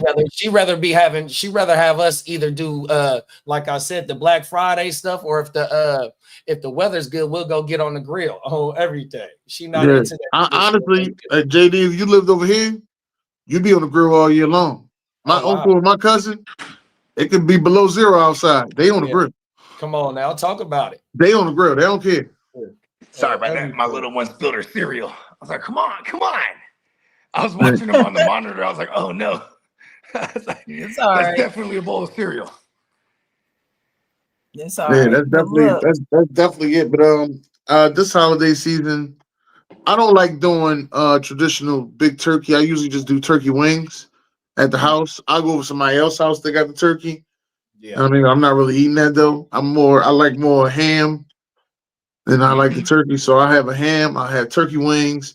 I still had a stuffing or dressing, depending on who you're talking to. That's what it's called. Okay. I ain't getting into no more of them fights. If you know how many dressing and stuffing fights I got into in my life, I ain't getting no more of them fights. So with whoever you talk to, and that's what it is. Stuffing. Hey, have you ever had gizzards in your stuffing? I mean, in your dressing? No, I ain't never had no gizzards in there.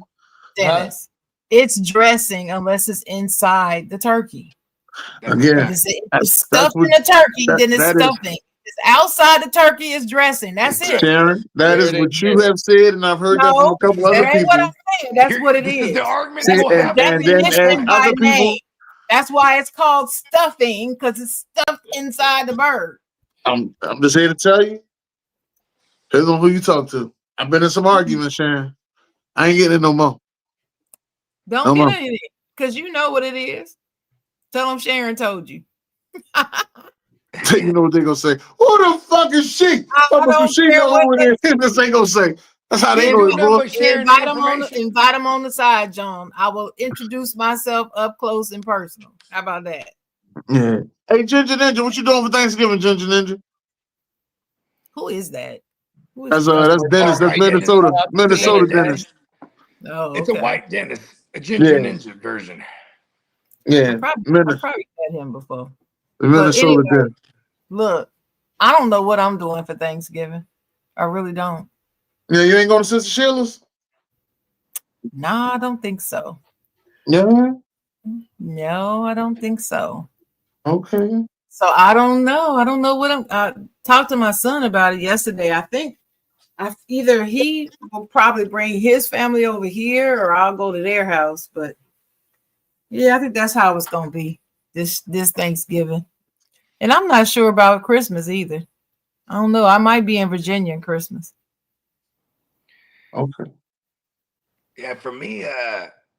you know, it's since it's only been the last couple years that we've been having like the family functions get together. Cause like, you know, living in the Bay Area, that COVID shit went on for like an additional like damn near 2 years while the whole world was opening up. You know what I mean? And my family moved out to the Valley. So like, you know, it was kind of different having Thanksgiving just us. And I ain't gonna hold you. One of them years, I'm like, man, what are we gonna do? And then I was like, you know what? Let's get the Boston Market joint. I was like, we're just gonna do it cheap and effective, and it's just us.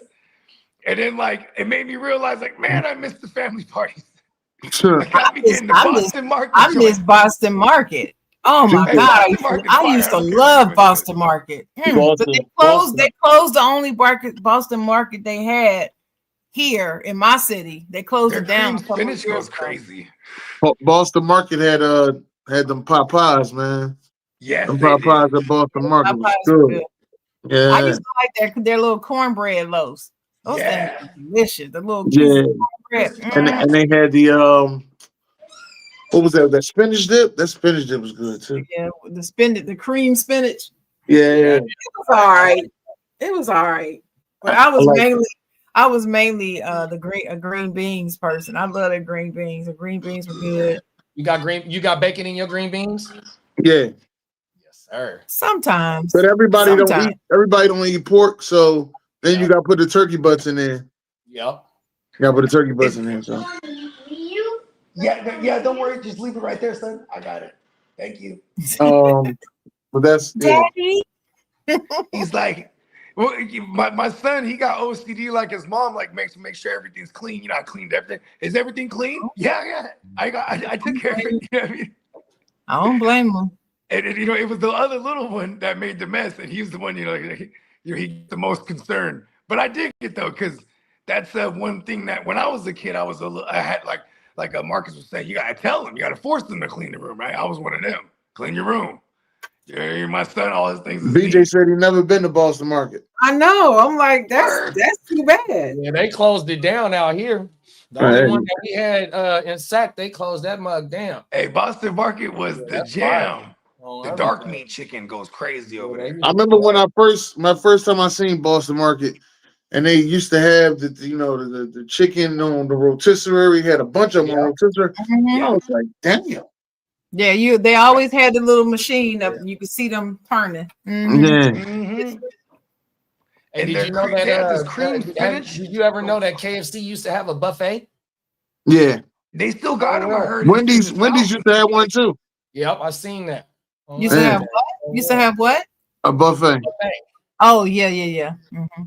Matter of fact, it's one in your state, Miss Chocolate Girl, on everything. The TikTok that I seen, but it was a YouTube short. It just, he switched it over. Mm-hmm. But yeah, the KFC buffet is in your state somewhere.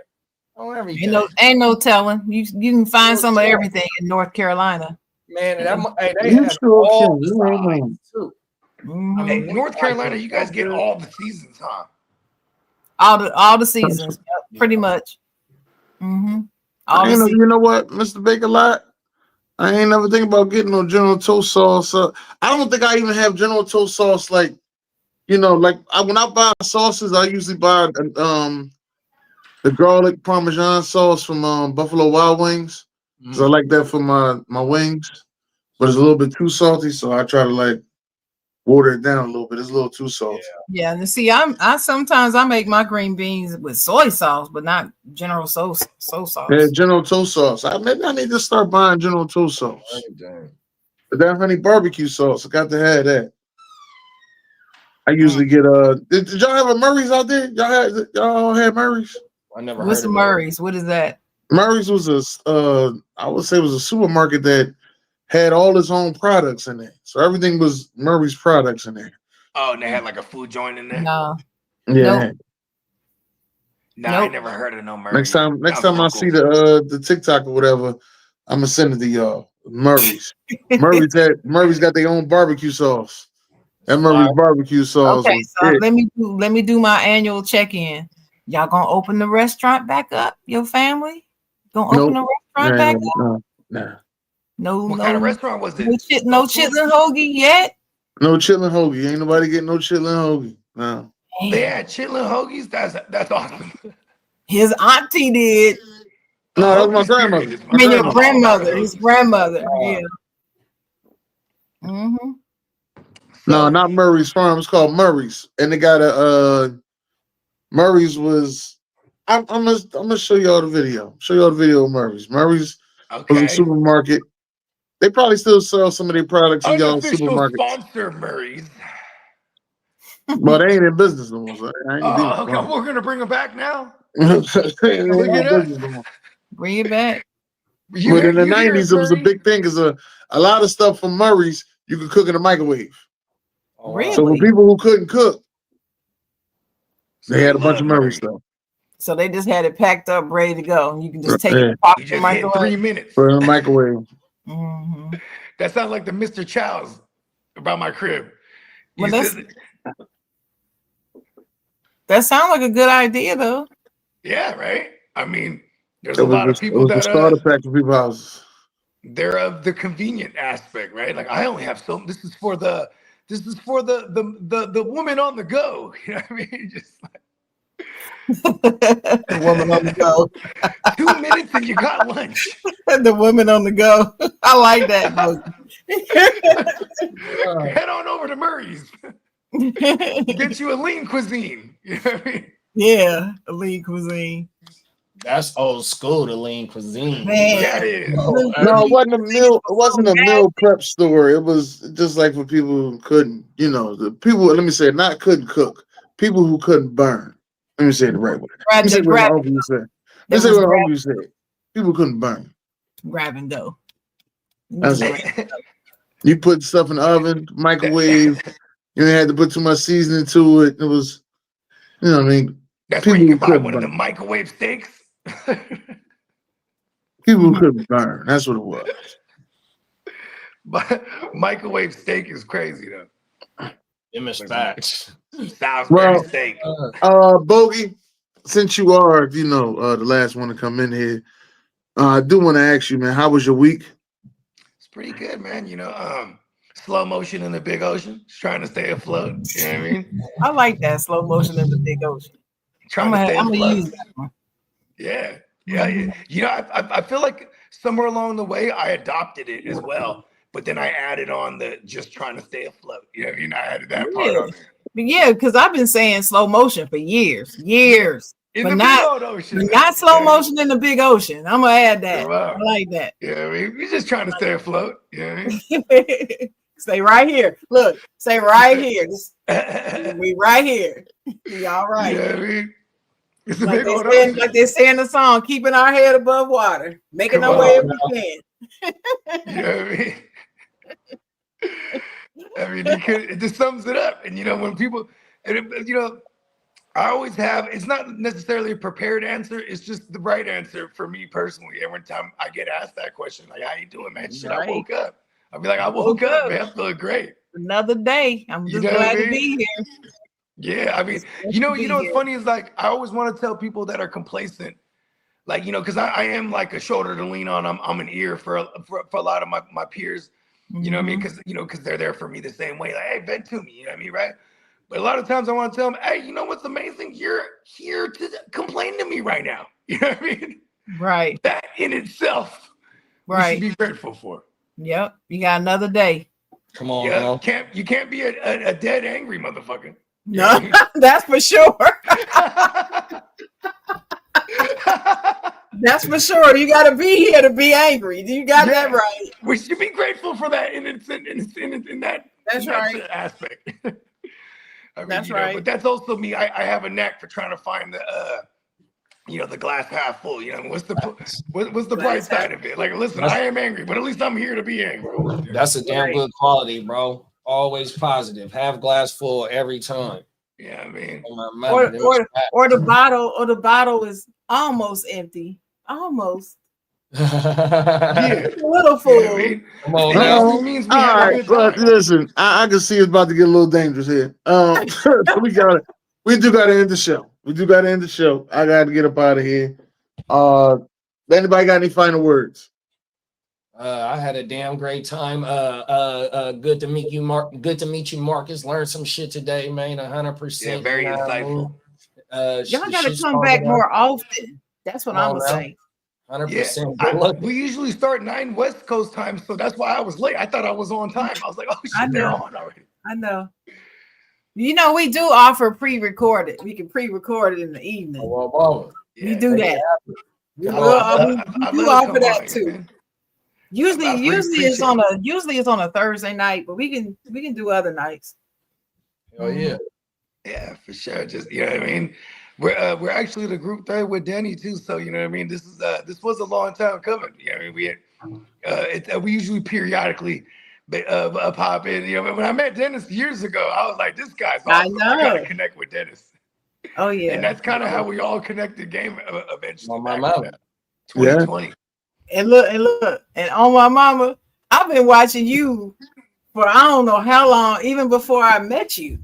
Oh wow! And I would ask Dennis. I was like, "What's that guy? That one guy to say, oh my mama all the time?" And we would talk about you. I'm like, we need to have him on the show. I like him. He's hilarious. He was check this out, Miss Chocolate. So we do our annual Vegas trip, and you know, because we're big fantasy football degenerates, right? So we're doing the big Vegas trip, and and finally. The Guccini was making his debut, right? For everyone that hasn't met him, they're all excited. And then for the other people that were coming out to Vegas that watched the show, they were texting me on the side, "Is On My Mama gonna be there?" I'm like, yo. But it's funny because you're not the only one who refers to him as, "Is On My Mama gonna be there?" It's really bad because Ron Thomas, shout out to Ron Thomas, who's co-host on Tuesday night. That's what he calls him. I don't even think he knows JD or any other name, Guccini, nobody. He calls him On My Mama. What you got to say on my mama? Come on now. Hey, 100%. Yeah. It's been great to have y'all. I appreciate you for having me. Appreciate y'all having me. Had a damn great time. Learn some shit that, you know what I mean, that motherfucker can take, excuse my language, can, you know, apply to his day 100% and start going down these rabbit holes 100%, man. So yes, hey, the truth is out there. It's okay. It's after 12 noon here. You can cuss now. It's after 12. But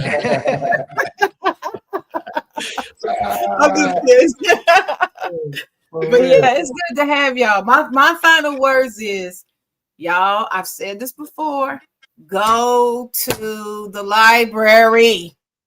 Get you some real data, real information. Stop believing all this crap that people putting on here that's opinion.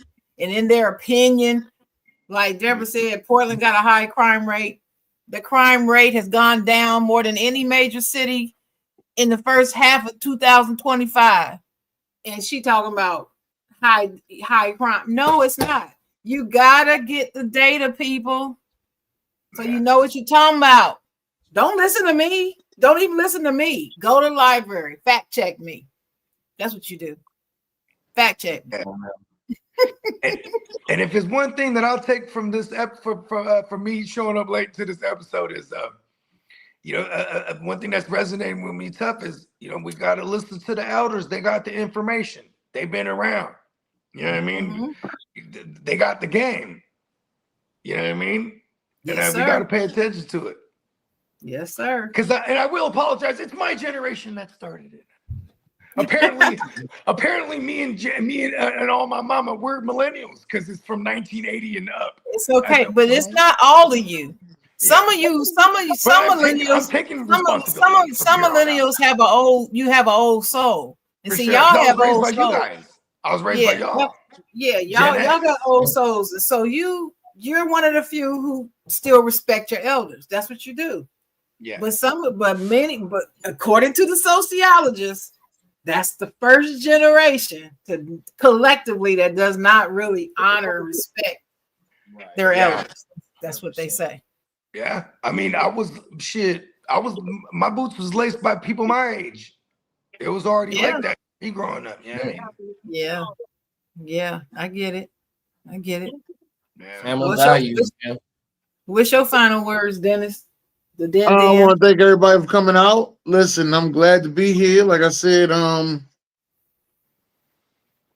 just want us to go out and have a happy holidays this holiday. So, do the best you can to have a happy holiday this You're holiday. worried And give about it your the, Eagles. That's all it is. no, I ain't saying nothing about the Eagles. And You worried about it. y'all make sure y'all have You fun. won't admit it. I'm not worried You about. I'm guys not worried ain't about the knocking Eagles. them out the park every week. You bite the nails. I ain't saying nothing about the Eagles. And like I said, and at the end of the day, Terrible to out. go fuck it, go Birds.